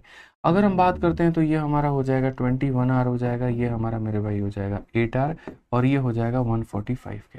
कुल मिलाकर के 29R की वैल्यू हमारी हो जानी है 145। इससे अगर हम काटेंगे तो 5% आएगा, ऑप्शन नंबर सी जो होगा करेक्ट आंसर होगा। तो ऐसे सवालों को ऐसे ही बनाते हैं कि जो उधार लिया था वो एक तरफ, जो पैसा दिया वो एक तरफ, डिफरेंस हमारा ब्याज का आ गया। ठीक है, और ब्याज कैसे लगा? तो पहले जब तक पूरा पैसा नहीं दिया था तब तक उस पे लगा, फिर जैसे 3,000 भर दिए तो बाकी पैसे पर 2 साल का ब्याज लगा और इस तरीके से आप इसे बना पाए। आइए, तो एक ऐसा सवाल जहां पर लगभग 90% बच्चों ने मॉक में गलती की है और ये गलती हम आपको बताएंगे कि कहां पर हुई है। ठीक है, अगर आप इसको बेसिक से बनाने जाओगे ना तो आप भी उस 90% की भीड़ में रहोगे, तो इसीलिए मैं आपको उस गलती से सुधारना चाहता हूं इस सवाल से। क्वेश्चन में क्या कहा गया है जरा पढ़िए। ये कहा गया है कि ये समीकरण है, इसका एक मूल 5/2 है, तो दूसरा मूल कितना होगा और यहाँ पर m का मान कितना होगा? तो सबसे पहले अगर मानो ये समीकरण है और ये उसका मूल है, तो अगर ये मूल है तो इसको यहाँ पर रखेंगे ना x के जगह पर, तो ये उसको सेटिस्फाई करेगा। कोई भी रूट किसी भी इक्वेशन को सेटिस्फाई करता है। तो अगर हम बात करते हैं तो 2 इंटू एक्स का स्क्वायर का मतलब ये हो जाएगा 25/4 भाई। उसके बाद में 8 इंटू कितना हो जाएगा? तो 5/2 हो जाएगा और उसके बाद में कितना होगा? तो -m हो जाएगा, बराबर हो जाएगा किसके? 0 के। आप यहाँ पर काटो भाई, तो ये हमारा हो जाना है। ठीक है, 25 में से 40 गया तो बोलोगे सर माइनस का 15/2 और ये बराबर हो जाएगा माइनस यहाँ पर कितने के? सॉरी, तो ये बराबर हो जाना है मेरे भाई यहाँ पर, ये m उधर चला गया तो m के। तो m की वैल्यू मेरे भाई -15/2 आ गई। अब -15/2 यहाँ नहीं है और यहाँ नहीं है, तो ये हमारे दो इक्वेशन हो गए। ठीक है, अब लोग यहाँ पर क्या करते हैं कि लोग यहाँ पर ये करते हैं कि देखो -15/2 तो फिक्स हो गया यहाँ पर है, तो यानी ये दो ऑप्शन होंगे। उसके बाद में सेकंड रूट निकालने के बजाय ये यहाँ पर क्या करेंगे? 5/2 को पुट करेंगे। देखो, बोलेंगे कि अच्छा ये दो ऑप्शन में किसी एक को चेक कर लो, अगर ये सेटिस्फाई कर गया तो यही आंसर है। अब आप 5/2 को यहाँ पर रखते हो और 5/2 को रखते हो तो यहाँ पर बोलते हो 2 इंटू 5/2 का स्क्वायर मतलब 25/4 भाई। उसके बाद में यहाँ पर 8 इंटू हो जाएगा आपका 5/2 भाई, और उसके बाद में माइनस आपका m का मतलब यहाँ पर माइनस, यहाँ पर कितना हो जाएगा? तो -15, माइनस माइनस मैं सीधा प्लस ही लिख देता हूँ भाई कि प्लस हमारा 15/2। और ये चेक करते हैं क्या ये 0 आ रहा है? तो आप जब इसे काटोगे तो 25 और +15 40, यहाँ पर तो बोलोगे ये 40 हो गया, तो बोलोगे सर 40 माइनस 40 बट्टे में 2 यानी कितना, 0 सेटिस्फाई कर गया, तो ये आंसर होगा। जैसे आप यहाँ पर ये काम करते हो, सबसे वाहियात आप काम करते हो। क्यों? क्योंकि क्वेश्चन में यहाँ पर ये बोला गया the second root of the equation, और ये सेकंड रूट नहीं है, ये सेकंड रूट नहीं है मेरे भाई। सेकंड रूट यहाँ पर देखो, पहला रूट भी 5/2, दूसरा भी 5/2, कैसे पॉसिबल है? तो इसलिए ये मेरे भाई नहीं होगा। अब ये नहीं होगा तो क्या 3/2 होगा? तो आइए हम चेक करते हैं। तो अगर हम यहाँ पर 3/2 को हम चेक करेंगे तो हम यहाँ बोलेंगे सर देखिए ये हमारा हो जाएगा मेरे भाई 2, और उसके बाद में 3/2 का स्क्वायर मतलब यहाँ पर 9/4, उसके बाद में यहाँ पर 8 इंटू हमारा हो जाएगा 3/2, और उसके बाद में माइनस का हो जाएगा, यहाँ पर माइनस नहीं, यहाँ पर ये प्लस हो जाएगा मेरे भाई 15/2। ठीक है, अगर आप यहाँ पर काटोगे तो बोलोगे सर ये हो गया 9 जमा 15 24, और 24 माइनस 24 हो जाएगा 0, ये सेटिस्फाई कर रहा है, तो ये ऑप्शन होगा। ठीक है, बट आप में से मुझे पता है काफ़ी सारे लोग इस बात के लिए बहस कर रहे होंगे, सर क्या पता उसके दोनों रूट 5/2 हो, क्या पता वो परफेक्ट स्क्वायर का कंसेप्ट बन रहा हो, तो पहला भी 5/2 दूसरा भी 5/2। तो उनको मेरे भाई यहाँ पर सेटिस्फाई करने के लिए मैं इस सवाल को बेसिक से भी बना करके दिखा देता हूँ। आप देखो यहाँ पर ये बेसिक से जब आप इसको बनाओगे तो आपका ये सवाल कैसे बनेगा, ज़रा देखो। आप मत करो मेरे भाई यहाँ पर कोई ऑप्शन का खेल मत करो, आप बेसिक से देखो। तो बेसिकली आपका जो इक्वेशन है वो यहाँ पर आपका ये है 2x², उसके बाद में आपका -8x हो चुका है। ठीक है, -m की वैल्यू लेनी है, इस बात को याद रखना, -m का मतलब यहाँ पर ये क्या हो जाएगा, ये माइनस यहाँ चला जाएगा, समझ गया ना? तो -m का मतलब कितना होता है, 15/2, और ये हमारा बराबर हो जाएगा 0 के। 2 से सब में मल्टीप्लाई करो, 2 से मल्टीप्लाई करोगे 4x², ये हो जाएगा 16x हो जाएगा, ये हो जाएगा 15, बराबर हो जाएगा किसके, 0 के। द्विघात समीकरण हल करने का नियम पता है कि नहीं पता है? पता है ना? तो कैसे करते हैं बताना। दो ऐसी संख्या है, गुना करने पे 60 और जोड़ने पे -16, कौन सी मिलेंगी? दो ऐसी संख्या है, तो -10 और -6, ये दो ऐसी संख्याएं हैं, अगर हम गुना कर दें तो +60 आ जाएगा, और जोड़ दें तो -16 आ जाएगा। अब वो दो संख्याएं पता करने के बाद में उनको यहाँ पर क्या करना, 3 स्टेप में निकलता है। स्टेप नंबर 1 संख्या पता करें, स्टेप नंबर 2 x² के साथ में जो है उससे डिवाइड करें, तो डिवाइड कर दिया, और स्टेप नंबर 3 होता है कि इनके चिन्ह को बदल दो, तो चिन्ह को बदल दो। तो ये तुम्हारा हो जाएगा भाई 5/2 पहला मूल, और ये हो जाएगा मेरे भाई 3/2 दूसरा मूल। तो अगर पहला मूल तुम्हारा यहाँ पर 5/2 था, तो दूसरा मूल तुम्हारा कितना होगा, 3/2, ऑप्शन नंबर बी जो होगा करेक्ट आंसर। यानी यहाँ पर ये m का मान और ये तुम्हारा दूसरा मूल यानी ऑप्शन नंबर बी जो होगा वो सेटिस्फाई करेगा। समझ गए? समझ गए कि नहीं समझ गए? तो समझ गया ना गलती कहाँ हो रही थी, अब नहीं करना है जी। चलिए नेक्स्ट क्वेश्चन 22 नंबर सवाल देखिए। 22 नंबर क्वेश्चन आपका यहाँ पर क्या कहा गया, बहुत ही बढ़िया सवाल है, बहुत ही प्यारा सवाल है, और ये समय तथा कार्य का क्वेश्चन है, मतलब टाइम स्पीड डिस्टेंस का सवाल है। बोला गया रेलगाड़ी पी जो है, यहाँ पर देखिए रेलगाड़ी पी बिंदु ए से प्रातः 10 बजे चलती है। बहुत ही प्यारा क्वेश्चन है। देखो यहाँ पर एक ये ट्रेन है मेरे भाई, यहाँ पर ये ट्रेन का नाम क्या है, तो पी है, और दूसरी ट्रेन यहाँ पर चल रही है उसका नाम यहाँ पर क्यू है। जिस स्थान से ये चल रही है उसका नाम ए है, और जिस स्थान से ये चल रही है उसका नाम बी है। कुल मिलाकर के दोनों के बीच की जो दूरी दी गई है वो 360 मेरे भाई दी गई है यहाँ पे। तो पढ़ सकते हैं कि रेलगाड़ी पी बिंदु ए से प्रातः 10 बजे, रेलगाड़ी पी बिंदु ए से प्रातः कितने बजे, तो मेरे भाई 10 बजे। उसके बाद यहाँ पर कहा गया और 60 किलोमीटर प्रति घंटे की चाल से चल रही है। इसकी जो रफ्तार है वो कितने की है, तो 60 की है। ठीक है, फिर उसके बाद में यहाँ पर मेरे भाई बोला गया कि एक ही समान सीधी 360 किलोमीटर की दूरी तय करती है। फिर बोला गया यहाँ पर जो है बी पर पहुंचती है, और बाकी बी जो है यहाँ पर वो कितने बजे चल रही है, तो बी जो है मेरे भाई प्रातः 11 बजे, यहाँ पर ये चलती है 11 बजे। और बोला गया बिंदु बी से चलना प्रारंभ करती है, जो यहाँ पर बोला गया है कि बिंदु बी से चलना प्रारंभ करती है और एक समान चाल से बिंदु ए से ओर जाती है। रेलगाड़ी पी को या रेलगाड़ी बी से इतना किलोमीटर की दूरी पर मिलती है, तो बोला गया क्यू की चाल क्या है। मतलब यहाँ पर ये इसकी तरफ में जा रहा है और ये इसकी तरफ में जा रहा है। ये 10 बजे निकलता है तो ये 11 बजे निकलता है। इसकी रफ्तार 60 किलोमीटर पर आवर की है, तो इसकी रफ्तार कितनी होगी कि यहाँ पर ये जो है कितना मीटर यहाँ से बी से 160 किलोमीटर की दूरी पर ये मिल गया है। यही क्वेश्चन में आपको यहाँ पर 160 नहीं 120 किलोमीटर की दूरी पर मिला है। कि बोला गया जब ये यहाँ से चला था और जब ये यहाँ से चला था तो यहाँ 120 किलोमीटर की दूरी पर भाई मिल गया। अब देखो रिलेटिव स्पीड के जो क्वेश्चन होते हैं ना वो सक्सेसफुल तब होते हैं जब आप दोनों के टाइम को सेम करते हो। ठीक है, टाइम सेम नहीं करोगे तो बात नहीं बनेगी भाई। देखो तो अगर इसको 11 बजे चलाए तो इसको भी 11 बजे चलाओ, तो ये 11 बजे कहाँ पर होगा फिलहाल, तो बोलोगे 360 में से ये तुम्हारा 120 निकल गया तो ये होगा मेरे भाई 240। अभी देखते चलो कितना होगा, 240 होगा। अब उसके बाद में ये 10 बजे है तो इसको 11 बजे चलाओ, 11 बजे चलाओगे तो ये 11 बजे यहाँ पर आएगा। 11 बजे में ये कितना दूरी तय कर चुका होगा, तो 1 घंटे में ये मेरे भाई 60 की दूरी तय कर चुका होगा। अब एक बात बताओ, आप समझदार हो यहाँ पर, मतलब बढ़िया इंसान हो आप खुद ही सोचो यार यहाँ पे, ठीक है, कि ये हमारा 60 है और ये हमारा 120 है, यानी 60 और 120 180। तो अगर 180 ये हो चुका है तो इसमें से यहाँ पर ये वाला दूरी कितना होगा, तो ये वाला दूरी हमारा 180 होगा। होगा कि नहीं होगा? अब आप कल्पना करिए कि एक ही समय के ऊपर में 11 बजे में ये ट्रेन यहाँ से चलती है और ये ट्रेन यहाँ से चलती है और यहाँ पर जा करके मिल जाते हैं। तो जब हमारा टाइम सेम होता है ना, चाहे जितने बजे मिले हो, 12 बजे 1 बजे या जो भी है, तो जब हमारा टाइम सेम होता है ना, तो डिस्टेंस का रेशियो स्पीड के रेशियो में कन्वर्ट हो जाता है। ये बात ध्यान रखना। तो यहाँ पर डिस्टेंस अगर बात करें 60 से 3 बार में और यहाँ बात करें तो 2 बार में, यानी ये डिस्टेंस का रेशियो है और डिस्टेंस ही स्पीड कहलाती है। तो यहाँ पर ये 3 का मान कितना दे रखा है, तो 3 का मान मेरे भाई 60 किलोमीटर पर आवर दे रखा है। 3 का मान 60, 1 का मान 20, तो 2 का मान कितना हो जाएगा, तो 2 का मान 40 किलोमीटर प्रति घंटा हो जाएगा। कौन सा ऑप्शन हो जाएगा, सी फॉर कहो ना प्यार है। तो समय चाल ये वाले सवाल जो होते हैं इन्हें ऐसे ही बनाओ, बहुत ही तरीके से बनेंगे, कोई दिक्कत की बात नहीं आएगी। अब आ जाइए टाइम एंड वर्क का एक क्वेश्चन, कॉन्ट्रैक्टर वाला, एक ऐसा सवाल जिसमें मुझे पता है कि आपको कंफ्यूजन होगा, इसीलिए मैंने जान करके उठाया ताकि आज इस सवाल के माध्यम से हम आपके कंफ्यूजन को एकदम खत्म कर दें, दूर दूर तक मेरे भाई जो उठा करके इसको हम फेंक दें। कॉन्ट्रैक्टर का सवाल जिसको हमेशा झूठा बताता है, हमेशा झूठा काम आपको दिलासा देता है। इसने यहाँ पर क्या कहा, तो बोला एक ठेकेदार एक काम को 250 दिनों में पूरा करने का वचन देता है और वो 50 दिनों के लिए इतने श्रमिकों को नियोजित करता है और वे काम का आधा हिस्सा पूरा भी कर देते हैं। फिर वह श्रमिकों की संख्या घटा करके 100 कर देता है जो 120 दिनों के लिए काम करते हैं, जिसके बाद 20 दिनों की छुट्टियां होती हैं। कार्य को समय पर पूरा करने के लिए शेष अवधि में, यहाँ शेष अवधि के लिए छुट्टियों के बाद कितने श्रमिकों को नियोजित करना चाहिए।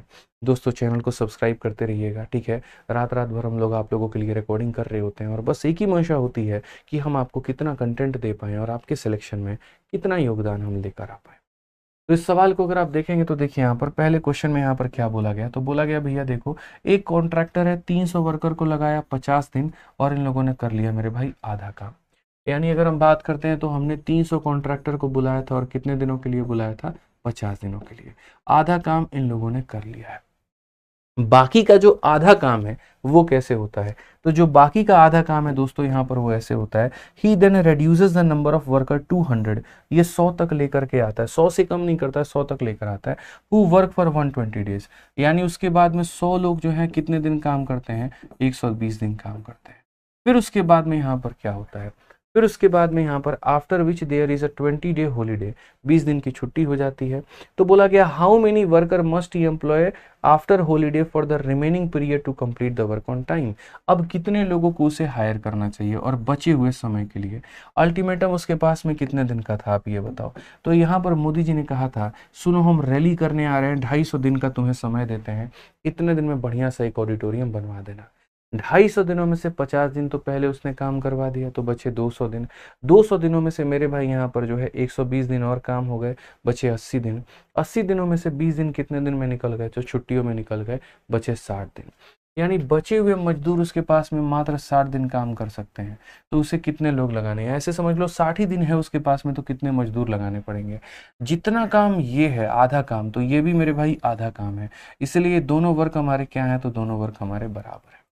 आप यहाँ से जो भी कॉमन उठा सकते हैं आप उठाइए दोस्त। यहाँ पर जैसे आप 60 उठा सकते हैं, 60 उठाइए, 60 से आप इसे 2 बार में काट सकते हैं और 60 से आप इसे 5 बार में। ये आपका दोस्तों कितना हो जाएगा, तो बोलेंगे सर ये 250 हो जाएगा। ये आपका कितना हो जाएगा, तो 200 हो जाएगा। और ये कितना हो जाएगा, x। अब 200 में कितना जोड़ोगे कि 250 आएगा, तो बोलोगे गुरुजी 50। कौन सा ऑप्शन है, तो सी है। तो सवाल मेरे भाई जितना मुश्किल दिखने में लग रहा है, सॉल्यूशन हम आपको उतना हलवा बना करके दे रहे हैं। आप देखिए यहाँ पे, ठीक है, ध्यान रखिए इस बात का। आ जाइए चलिए अगला सवाल देखिए। अगला सवाल यहाँ पर क्वेश्चन नंबर 24 में क्या बोला गया, जरा पढ़िए। कहा गया यहाँ पर कि 7 सेंटीमीटर त्रिज्या वाले वृत्ताकार मैदान 3.5 मीटर चौड़े पथ पर घिरा हुआ है, तो पथ का क्षेत्रफल कितना होगा। ये असल में यहाँ पर क्या है, तो ये आपका मेरे भाई मैदान है। ये आपका क्या है, तो ये आपका मैदान है। और ये जो घिरा हुआ है वो किससे घिरा हुआ है, तो ऐसे ही मेरे भाई यहाँ पर एक और पथ से ऐसे घिरा हुआ है, चारों तरफ से यहाँ पर ये घिरा हुआ है, एरिया ऑफ पाथ यानी सर्कुलर ट्रैक है या अंगूठी भी आप इसे कह सकते हैं। आपको मेरे भाई यहाँ पर इसका एरिया निकालना है, ये ट्रैक का एरिया। तो क्वेश्चन में कहा गया सर्कुलर ग्राउंड ऑफ रेडियस 7, ये जो सर्कुलर ग्राउंड है यहाँ पे इसकी रेडियस कितनी है, तो 7 है। और ये यहाँ पर घिरा हुआ एक पाथ है जिसकी चौड़ाई कितनी है, 3.5 है। मतलब ये वाला जो मान है ये हमारा कितना है, तो ये हमारा 3.5 है। तो क्वेश्चन में कहा गया ये एरिया बताओ, 1000 दफा बता रखा है। इसका क्षेत्रफल निकालने का जो तरीका होता है वो यहाँ पर क्या होता है, तो पाई इंटू मेरे भाई कैपिटल आर स्क्वायर और माइनस यहाँ पर स्मॉल आर स्क्वायर। अब बोलोगे गुरुजी कैपिटल आर स्मॉल आर क्या होता है, तो ये होता है स्मॉल आर और इसमें अगर इसे जोड़ दोगे तो होता है कैपिटल आर। तो पाई की खुद की वैल्यू देखो 22/7 लेने को कहा गया तो वो हम लोग यहाँ लेंगे, ठीक है। और कैपिटल आर की वैल्यू कितनी होगी, तो पूरा पूरा जोड़ दो यानी 10.5 का मेरे भाई यहाँ पर होल स्क्वायर हो जाएगा। और उसके बाद में स्मॉल आर की वैल्यू कितनी होगी, तो यहाँ 7 का होल स्क्वायर हो जाएगा, ठीक है। अब पूरी दुनिया को ये बात क्या पता है, पूरी दुनिया को ये बात पता है ए स्क्वायर माइनस बी स्क्वायर का मतलब एक बार इसे घटाना होता है। 10.5 में से 7 घटाओगे 3.5, 3.5 का मतलब 7 बटे होता है 2, और एक बार इसे इसमें जोड़ना होता है। तो यहाँ पर 10.5 में 7 जोड़ोगे तो हो जाएगा 17.5, 17.5 का मतलब यहाँ पर कितना हो गया, तो 35/2 होता है। समझ गए बात को। आप यहाँ पर इसे लपेट सकते हो तो लपेटो, 7 से 7 को खा जाओ, 2 से यहाँ पर कितनी बार में काट दो, 11 बार में काट दो, और मल्टीप्लाई करोगे 5 हो गया मेरे भाई, 8 हो गया, इतना हो गया, बट्टे में कितना 2, ये मेरे भाई हो जाएगा 192.5। आपका कौन सा ऑप्शन है, तो सी फॉर का होना प्यार है, ठीक है। तो थोड़ा सा कैलकुलेशन, थोड़ा सा स्ट्रेटजी, थोड़ा सा कंसेप्ट और पेपर आपका खत्म है, ठीक है। बाकी हम आपको बता दें, देखिए अगर आप मैथ्स की बहुत शानदार तरीके से प्रैक्टिस करना चाहते हो तो पूरी भारत में रेलवे की सबसे नंबर 1 मैथ्स की जो किताब है ना, वो मेरे भाई आपके सामने ये रही, रेलवे गणित। मैं इसे नंबर 1 क्यों कह रहा हूँ, इसे नंबर 1 मैंने नहीं बनाया, इसे नंबर 1 आप लोगों ने बनाया है। हमने तो सिर्फ किताब लिखने का काम किया था, लेकिन वो इतने कम समय में इतने ज़्यादा लोगों के अंदर में प्रचलित हो जाएगी, इतना ज़्यादा वायरल हो जाएगी, हमने भी नहीं सोचा। हमने मेरे भाई इसके अंदर में जो कंटेंट डाला वो ये सोच करके कि हमें पता है रेलवे वाले बच्चे बड़े परेशान रहते हैं, तो जितने भी चैप्टर है आप देख सकते हैं यहाँ पर, ये पूरे के पूरे हमने टाइप वाइज डाले। इसके अंदर में रेलवे के सभी परीक्षाओं को हम यहाँ पर एएलपी टेक्नीशियन और ये सारी परीक्षाओं को हमने सम्मिलित किया। सारे चैप्टर हमने इसमें टाइप वाइज किए मेरे भाई, सारे क्वेश्चन हमने लेवल वाइज किया, और हर एक चैप्टर के अंत में हमने इसकी प्रैक्टिस शीट एक डाल दी, हर एक चैप्टर का एक टेस्ट हमने डाल दिया। आज मेरे भाई इसके सॉल्यूशंस बच्चों में बहुत फेमस हो रहे हैं, बहुत वायरल हो रहे हैं, और बहुत ही शानदार तरीके से बच्चे पढ़ भी रहे हैं। क्योंकि एक तो इतनी मोटी किताब जो 500-600 की आती है, उसको हमने मात्र 265 रुपये में फ्लिपकार्ट पर कर रखा है, ठीक है। पेजेस की क्वालिटी बहुत शानदार है, किताब का कंटेंट बहुत शानदार है, और मात्र 265 रुपये में फ्लिपकार्ट अमेजन आप कहीं से भी इसको मंगा करके पढ़ सकते हैं। तो संपूर्ण रेलवे की प्रैक्टिस करनी है, इधर उधर के किसी किताब में मत जाओ, सीधा रेलवे गणित मंगाओ, हिंदी में आपका ये है, और इंग्लिश में मेरे भाई यहाँ पर ये रेलवे मैथ्स में भी है। तो इसके दोनों एडिशंस हैं, आप मंगा करके पढ़ सकते हैं फ्लिपकार्ट से, बढ़िया से मंगाइए और बढ़िया से पढ़ाई करिए। आइए चलिए अगला सवाल देखिए, 25 नंबर क्वेश्चन में क्या कहा गया। ये वाला सवाल बड़ा प्यारा क्वेश्चन है। कहा गया कि a person at the top of a vertical tower see a car moving with a uniform speed coming straight toward him. If the angle of depression change from 45 to 60, it take 10 minutes. In how much time the car reaches the tower? आसान भाषा में बताते हैं, यहाँ पर एक मेरे भाई टावर के ऊपर में एक व्यक्ति है, वो कार को देखता है। तो पहले कार को जब देख रहा था ना, तो पहले कार कितने का कोण बनाती थी, तो पहले कार जो है वो 45 का कोण बनाती थी। देखते देखते कार इसके करीब में आ गई और उसके बाद में यहाँ पर 60 का कोण बना दिया। तो डिप्रेशन बोला था तो ऊपर होता है, लेकिन मैं हमेशा पढ़ाता हूँ डिप्रेशन और एलिवेशन बराबर ही मान लो, कोई दिक्कत की बात नहीं है। यहाँ से इस बिंदु तक आने में कार को मेरे भाई ये दूरी को तय करने में कितना समय लगा, तो इस दूरी को तय करने में मेरे भाई यहाँ पर उसे 10 मिनट लगा है। तो क्वेश्चन में ये कहा गया कि यहाँ से अगर ये यहाँ तक जाएगी तो क्या होगा, कितना समय लगेगा। हमेशा अगर आपने पढ़ा होगा ना, तो भाई हमने रेशियो कंसेप्ट में पढ़ाया होगा कि ये दोनों जो गैप होता है भाई, ये वाला गैप कितना होता है, तो √3 - 1 होता है, ठीक है। ये डिस्टेंस की बात मैं कर रहा हूँ यहाँ पे, ठीक है। और ये कितना होता है, 1 होता है। तो यहाँ पर जब इसमें जोड़ोगे तो ये पूरा दूरी कितना हो जाएगा, तो पूरा दूरी √3 हो जाएगा। बेसिकली अगर मैं बात करूं, अगर √3 - 1 को ट्रैवल करने के लिए 10 मिनट लगता है, तो √3 को ट्रैवल करने के लिए कितना लगेगा। यानी अगर 10 मिनट में आप यहाँ पर कितने दूरी जा सकते हो। ट्रेन वाला क्वेश्चन हो गया भाई कि 12 सेकंड में इतना, तो यहाँ पर इतने में मेरे भैया इतना मीटर को करने के लिए इतना सेकंड, तो यहाँ पर इतना को करने के लिए कितना हो जाएगा। इतनी दूरी इतने सेकंड में, तो इतनी दूरी कितने सेकंड में। अगर हम यहाँ देखें तो हम ये बोलेंगे सर ये 10√3 हो जाएगा गुरुजी। यहाँ पे नीचे माइनस है तो रेशनलाइजेशन में ये ऊपर प्लस में चला जाएगा, और नीचे यहाँ पर क्या होगा, इनके स्क्वायर का डिफरेंस मतलब 2 होगा, जिसे आप काटोगे तो 5 हो जाएगा। 5√3 को √3 से गुना करोगे तो 15 हो जाएगा, और 5√3 को 1 से गुना करोगे तो 5√3 हो जाएगा। कौन सा ऑप्शन होगा, तो ए जो है बिल्कुल हमारा सही उत्तर होगा। समझ गए यहाँ पे? बहुत ही मजा आ रहा है भाई साहब, पूरे 25 सवाल करने के बाद में लग रहा है कि हाँ एनटीपी से हम लोग कर रहे हैं। आइए पढ़िए ये सवाल, देखिए आप यहाँ पर वर्क और वेज का, ठीक है, कार्य तथा मजदूरी का सवाल आपसे यहाँ पर क्या कहा गया, जरा पढ़ना। कहा गया ए अकेला एक कार्य को 20 दिनों में कर सकता है, जबकि बी अकेला इसे 15 दिनों में समाप्त कर सकता है। वे एक साथ, यहाँ पर ए अकेला कितने दिनों में कर सकता है, तो ए अकेला मेरे भाई यहाँ पर 20 दिनों में कर सकता है, और बी की अगर अकेले की बात करते हैं तो यहाँ पर वो 15 दिनों में। 20 और 15 का जो एलसीएम होगा वो हमारा 60 होगा, 20 का 3 गुना, 15 का 4 गुना। कहा गया, ठीक है मेरे भाई यहाँ पर, कि वे एक साथ 5 दिनों तक कार्य करते हैं और फिर शेष कार्य को सी अकेला 2 दिनों में समाप्त कर देता है। एक साथ मेरे भाई ए और बी कितने दिन काम करते हैं, तो वे एक साथ मेरे भाई यहाँ पर जो है वो 5 दिन काम करते हैं, और उसके बाद में शेष कार्य को जो है सी हमारा कितने दिनों में समाप्त कर देता है, 2 दिनों में समाप्त कर देता है। और यदि जो है उन्हें पूरे कार्य करने के लिए 2400 रुपए का भुगतान मिलता है, तो सी ए के दैनिक मजदूरी का अंतर कितना होगा। जब भी लोगों के दिनों की संख्या अलग अलग होती है ना, तो जो पैसे आप उनको दे रहे होते हो ना, जो भी पैसा आप उनको देते हो भाई, ठीक है, वो उनके कार्य के आधार पर देते हो कि वो काम कितना कर रहे हैं, उसके आधार पर आप उनको पैसा देते हो। तो अगर बात आती है 3 लोगों के बारे में, ए के बारे में और बी के बारे में और सी के बारे में, तो पूरी दुनिया को पता है इसने 5 दिन काम किया है, इस दिन 5 दिन काम किया है, और इसने 2 दिन काम किया है। तो जरा वर्क देखना यहाँ पर कितना हुआ होगा, तो बोलोगे एक दिन में 3 यूनिट काम कर सकता है तो 5 दिन में किया होगा 15, एक दिन में 4 कर सकता है तो 5 दिन में किया होगा 20, इसने 15 किया, इसने 20 किया, तो टोटल हो गया 35।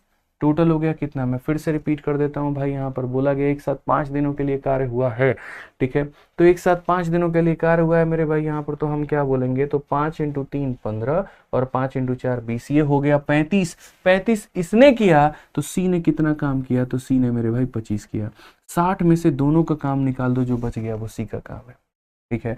आप चाहो तो वर्क का रेशियो भी ले सकते हो, 5 से 3 बार में, 5 से 4 बार में, 5 से 5 बार में। अब जो ये भुगतान हुआ है ये किसको हुआ है, तो तीनों को हुआ है, तो ये 2400 जो है वो कितने की वैल्यू है, तीनों की है, 5 4 9 और 3 12 की वैल्यू है। और हमसे किसका मान पूछा गया है, तो सी और ए का मेरे भाई अंतर बोला गया है, तो सी और ए का अंतर, सी और ए का अंतर यानी 2 का मान बोला गया है। यहाँ पर 12 से काटो 2 बार में, 200 का डबल कितना हो जाएगा, तो यहाँ पर जो है भाई 5 4 9 3 12, 200 का डबल मेरे भाई सी और ए के बीच के दैनिक मजदूरी का, सी और ए के दैनिक वेतन का अंतर, एक सेकंड रुक जाओ भाई, तो यहाँ पर हो जाएगा, कोई दिक्कत की बात नहीं है। दैनिक वेतन निकालना होगा, मैं आपको बताता हूँ, आप ऐसे नहीं निकाल पाओगे। दैनिक वेतन निकालने के लिए आपको यहाँ पर क्या करना होगा, ये मेरे भाई इनका टोटल मजदूरी है, तो 5 4 9 3 12, 12 यूनिट का मेरे भाई वैल्यू हमारा कितना है, तो बोलोगे सर 12 यूनिट का वैल्यू आपका 2400 रुपया है, तो 1 यूनिट का मान हमारा कितना होगा, तो 200 रुपया होगा। और अगर 1 यूनिट का मान 200 रुपया होगा ना, तो आप यहाँ पर देखो ये मेरे भाई कितना हो जाएगा, तो यहाँ 1 यूनिट का मान 200, तो 3 यूनिट का मान ये हमारा बंदा कितना कमाएगा, तो मैं आपको बता रहा हूँ 3 यूनिट का मतलब ये 600 रुपये कमाएगा, ठीक है। ये कितना कमाएगा, तो 800 कमाएगा, और ये कितना कमाएगा, तो मेरे भाई 1000 कमाएगा। क्वेश्चन में यहाँ पर क्या कहा गया, सी और ए का दैनिक मजदूरी बताओ, तो ए मेरे भाई एक दिन में कितना कमा रहा है, अगर हम यहाँ पर 1 डे वर्क देखें एक दिन में, तो 600 रुपया उसने कमाया है कितने दिनों में, 5 दिनों में, तो 5 से इसे भाग करोगे तो यहाँ पर एक दिन के 120 रुपये दिहाड़ी बना इसका। और अगर हम सी की बात करते हैं, इसने 1000 रुपया कमाया है, लेकिन कितने दिनों में, तो 2 दिनों में मेरे भाई, तो अगर 2 दिनों में यहाँ पर इसने 1000 रुपया कमाया, तो एक दिन में कितना कमाएगा, तो एक दिन में 500 रुपया कमाएगा। अब इसका दिहाड़ी 500, इसका दिहाड़ी 120 है, अंतर बोला गया है कितना हो जाएगा, 380। और कौन सा ऑप्शन है, तो ऑप्शन नंबर ए जो है करेक्ट आंसर। तो एक बहुत ही शानदार क्वेश्चन था, मतलब उम्दा लेवल जिसको बोलते हैं ना, उतना मजा आ जाता तुमको इस क्वेश्चन को बनाने में। तो यहाँ पर पहले वर्क के आधार पर आपने जो है पेमेंट बना दी, इसकी पेमेंट इसे मिल गई, मिल गई, मिल गई, मिल गई, एक दिन की पेमेंट निकालो, एक दिन की पेमेंट निकालो, डिफरेंस निकालो, 380 आ जाएगा। समझ गए यहाँ पे। आज ये प्रश्न संख्या 27 के ऊपर में चलते हैं, क्या कहा गया जरा पढ़िए। यहाँ पर बहुत ही प्यारा मेरे भाई एलिगेशन का सवाल है और दिमाग का धागा खोल करके रख देगा, मैं आपको बता रहा हूँ भाई।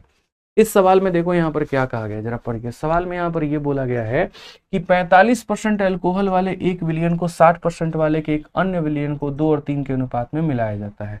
यानी ये 45% का एक हमारा विलियन है, यानी यहाँ पर एक सॉल्यूशन है, और इसको दोस्तों हम लोग मिलाते हैं किसके साथ में, तो 60% वाले के साथ। और यहाँ पर ये दोनों को जब मिलाते हैं तो किस रेशियो में मिलाते हैं, तो 2 और 3 के अनुपात में। तो हमें यहाँ पर ये प्राप्त होता है। ठीक है, अब बोला गया जो तुम्हें प्राप्त होता है ना भाई, बोला गया इस प्रकार के बने विलयन को फिर से हम किसके साथ मिलाएंगे, तो 72% वाले के साथ में मिलाएंगे भाई। ठीक है, ताकि यहाँ पर किस अनुपात में, अब हम इसे किस अनुपात में मिला दें कि जो हमारा बनेगा वो कितने परसेंट का बनेगा, 66% का। डबल एलिगेशन भैया, यहाँ पर एक क्वेश्चन हमने मिश्रण का अपनी तरफ से डाला है आप लोगों के लिए कि यहाँ पर ये दो को इस अनुपात में मिलाते हैं तो कुछ बनता है, और उसके बाद में उसको 72 के साथ किस अनुपात में मिलाएं, यहाँ पर ये 66 बनेगा। हमने कहा धरती के आसान सवालों में से ये भी आपके लिए बन सकता था अगर आपने पूरा कंसेप्ट बना के पढ़ा होता। देखो, अगर मैथ्स में कहीं पर कोई भी दिक्कत आ रही है तो इधर उधर भटकना मत, मैं दिल से बता रहा हूँ। हमारा मैथ्स का रिकॉर्डेड बैच आता है, आराम से वहां से लेकर के कवर कर लेना। आरजी विक्रमजीत हमारा एप्लीकेशन है, वहां पर मैथ्स वीओडी 2.2 बैच है, आराम से एनरोल करो और पूरा तैयारी एक बार में करो। ठीक है, मैं आपको यहाँ दिखा देता हूँ भाई, कहीं पर कोई भी दिक्कत आ रहा है, किसी भी हमारे भाई को आ रहा है ना, मैं आपको ये दिखा देता हूँ। देखो, ये हमारा एप्लीकेशन आरजी विक्रमजीत एप्लीकेशन, इस पे यहाँ पर देखोगे ना तो ये मैंने पूरा का पूरा मैथ्स ये पढ़ा रखा है, सारा तरीके से मैथ्स पढ़ा रखा है, और बिल्कुल 0 to हीरो लेवल का पढ़ा रखा है। कहीं पर जैसे मान लो किसी को परसेंटेज ही पढ़ना है भाई, परसेंटेज में आप यहाँ पर जाओ, आपको जितनी वीडियो देखनी है सारा टाइप आप यहाँ से कवर करो अपने एनटीपीसी के लिए तरीके से। ठीक है, और उसके बाद में यहाँ पर जो है जो भी आपको मेरे भाई दिक्कत आती है, हर एक चैप्टर का हमने शीट दे रखा है, यहाँ से आप इसकी प्रैक्टिस करो। तो मैं आपको दिखा देता हूँ, ये हमारा एप्लीकेशन हो गया दोस्त, और इसमें जब आप जाओगे कोर्सेज में ना, तो मैथ्स में आपको मिलेगा super duper hit maths special VOD 2.0 batch. Bharat का इकलौता ऐसा बैच है जिसके अंदर में संपूर्ण कंटेंट है, पूरा अरिथमेटिक है, पूरा एडवांस है, और इसमें जो वैलिडिटी दी गई है वो लाइफ टाइम दी गई है, कभी एक्सपायर नहीं होगा, कभी खत्म नहीं होगा। ठीक है, इसमें एनरोल करिए, इसमें यहाँ पर पूरा सब्जेक्ट दिया गया, उसकी पढ़ाई करिए आप यहाँ पर। ठीक है, कहीं कोई दिक्कत आता है, इसमें प्राइवेट डाउट ग्रुप भी है, आप उसमें पूछ सकते हैं, और टेस्ट भी लगाना होगा तो लगा सकते हैं, और कभी भी वैलिडिटी खत्म नहीं होगा। आपका मोबाइल का रिचार्ज 2 महीने में खत्म हो जाएगा, लेकिन ये खत्म नहीं होगा। कोई भी अगर आपको मान लीजिए इसमें क्वेरी चाहिए, तो पहली बात यहाँ पर जो है इस मोबाइल नंबर पे 8506003399 पर मेरे भाई संपर्क करके बात करके अपनी समस्या का समाधान कर सकते हैं। तो ये नोट कर लीजिए आप लोग। ठीक है, आ जाइए।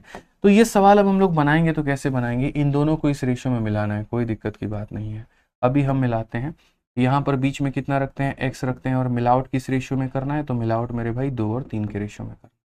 बहुत ही तरीके से हम यहाँ बना सकते हैं, और तरीका मेरे भाई यहाँ पर क्या होगा, इनका जो डिफरेंस होता है, इनका डिफरेंस कितने का होता है, 15 का, वो इनके सम के बराबर होता है ये 5 के, यानी 5 का मान 15%। तो यहाँ पर 1 का मान कितना हो जाएगा, 1 का मान 3%, 1 का मान कितना हो जाएगा, 3%। अगर 1 का मेरे भाई मान हमारा 3% हो जाएगा ना, तो 2 का मान कितना होगा, तो 2 का मान मेरे भाई 6% होगा।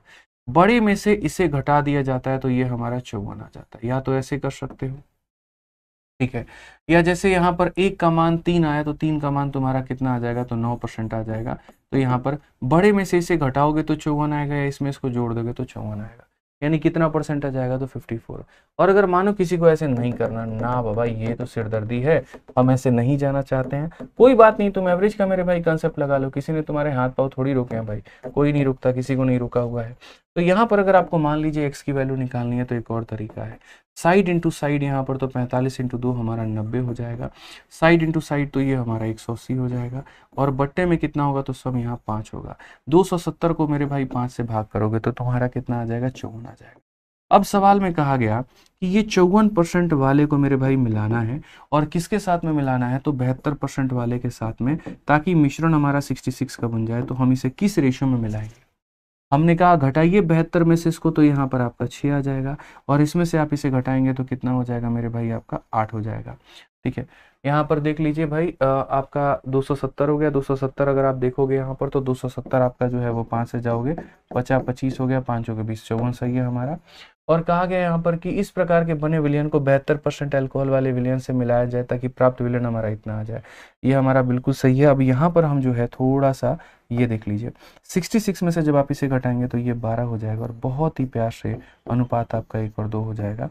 ऑप्शन नंबर सी फॉर का होना प्यारे हो जाएगा।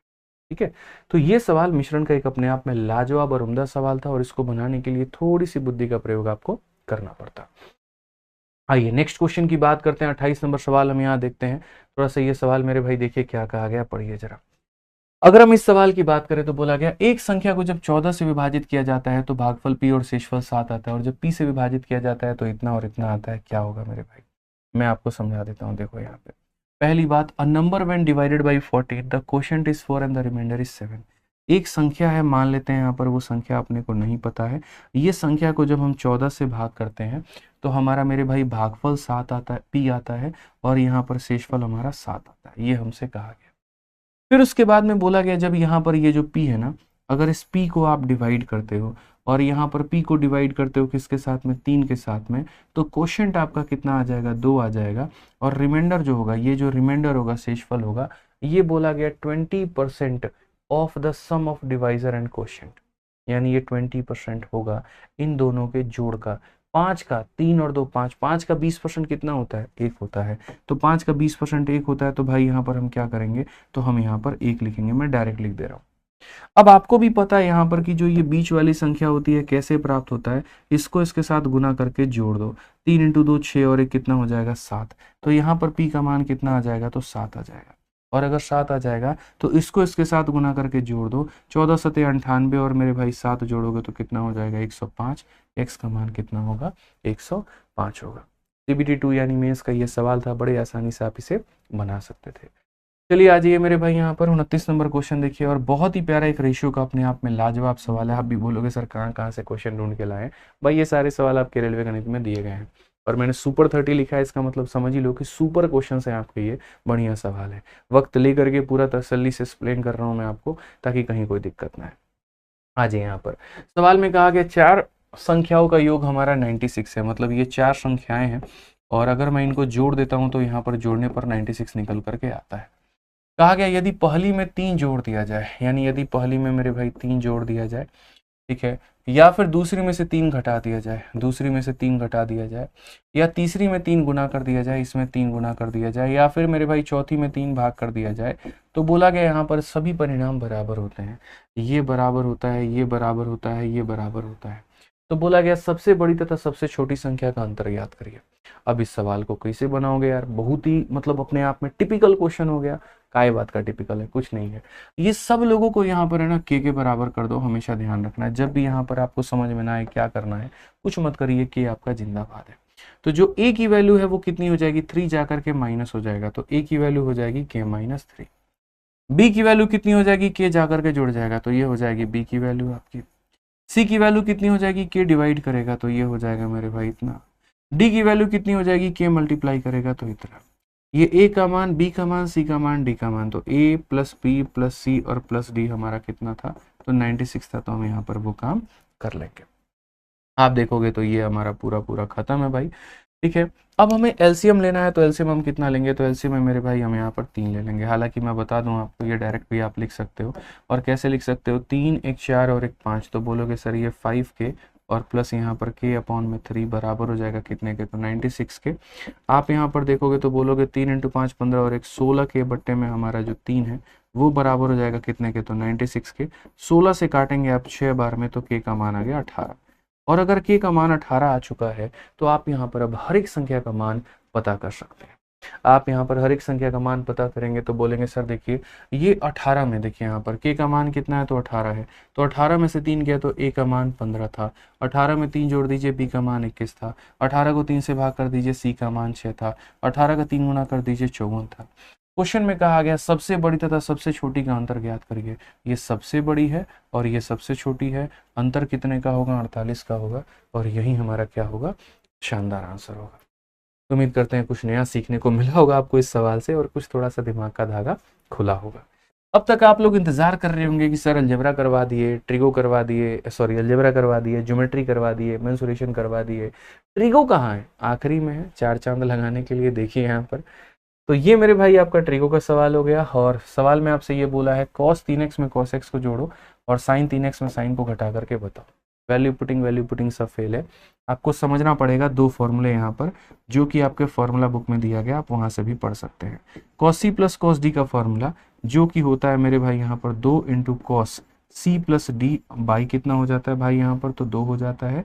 और उसके बाद में मेरे भाई यहाँ पर हो जाता है cos C minus D by कितना हो जाता है 2 हो जाता है। उसके बाद में यहाँ पर sign C minus sine D का आपको फॉर्मूला पढ़ना होगा।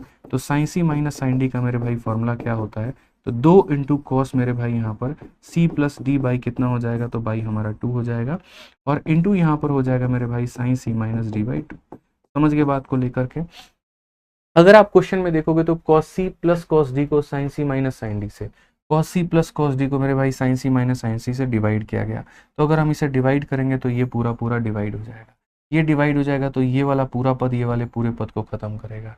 तो यहाँ पर कॉस सी माइनस डी को साइन सी माइनस डी से अगर हम डिवाइड करेंगे तो कॉस अपॉन साइन कितना होगा, तो ये मुझे मिलेगा कॉट यहाँ पर सी माइनस डी बाई 2। और ये हमारा किसके बराबर होगा, तो हम यहाँ पर लिख लेते हैं, देखो 3x माइनस एक्स, देखो 3x माइनस एक्स यानी 2x बाई 2, 2x बाई 2 का मतलब कितना हो गया, तो कॉट एक्स हो गया। बात खत्म। क्यों इतना बच्चों की तरह यहाँ मेहनत करना और सारी बातें लिखनी, वहीं से सीधा फॉर्मूला लगा करके भाग कर देते हैं। तो इस तरीके से आपका ये कॉट एक्स आंसर आ गया। मजा आया।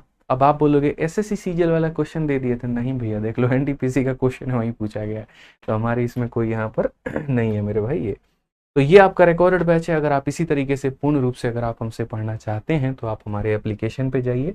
आरजी विक्रमजीत हमारे यहाँ पर एप्लीकेशन है, और यहाँ से मात्र 699 रुपए में जिंदगी भर के वैलिडिटी के साथ में आप रिकॉर्डेड बैच में एनरोल करके अपने गणित को सुधारिए। क्योंकि देखिए आपका जो रेलवे में ये पेपर निकलेगा ना, सीबीटी 1 के आधार पर नहीं निकलेगा, उससे कोई मेरिट वेरिट बनना नहीं है, सीबीटी 2 यानी मेंस के आधार पर होगा।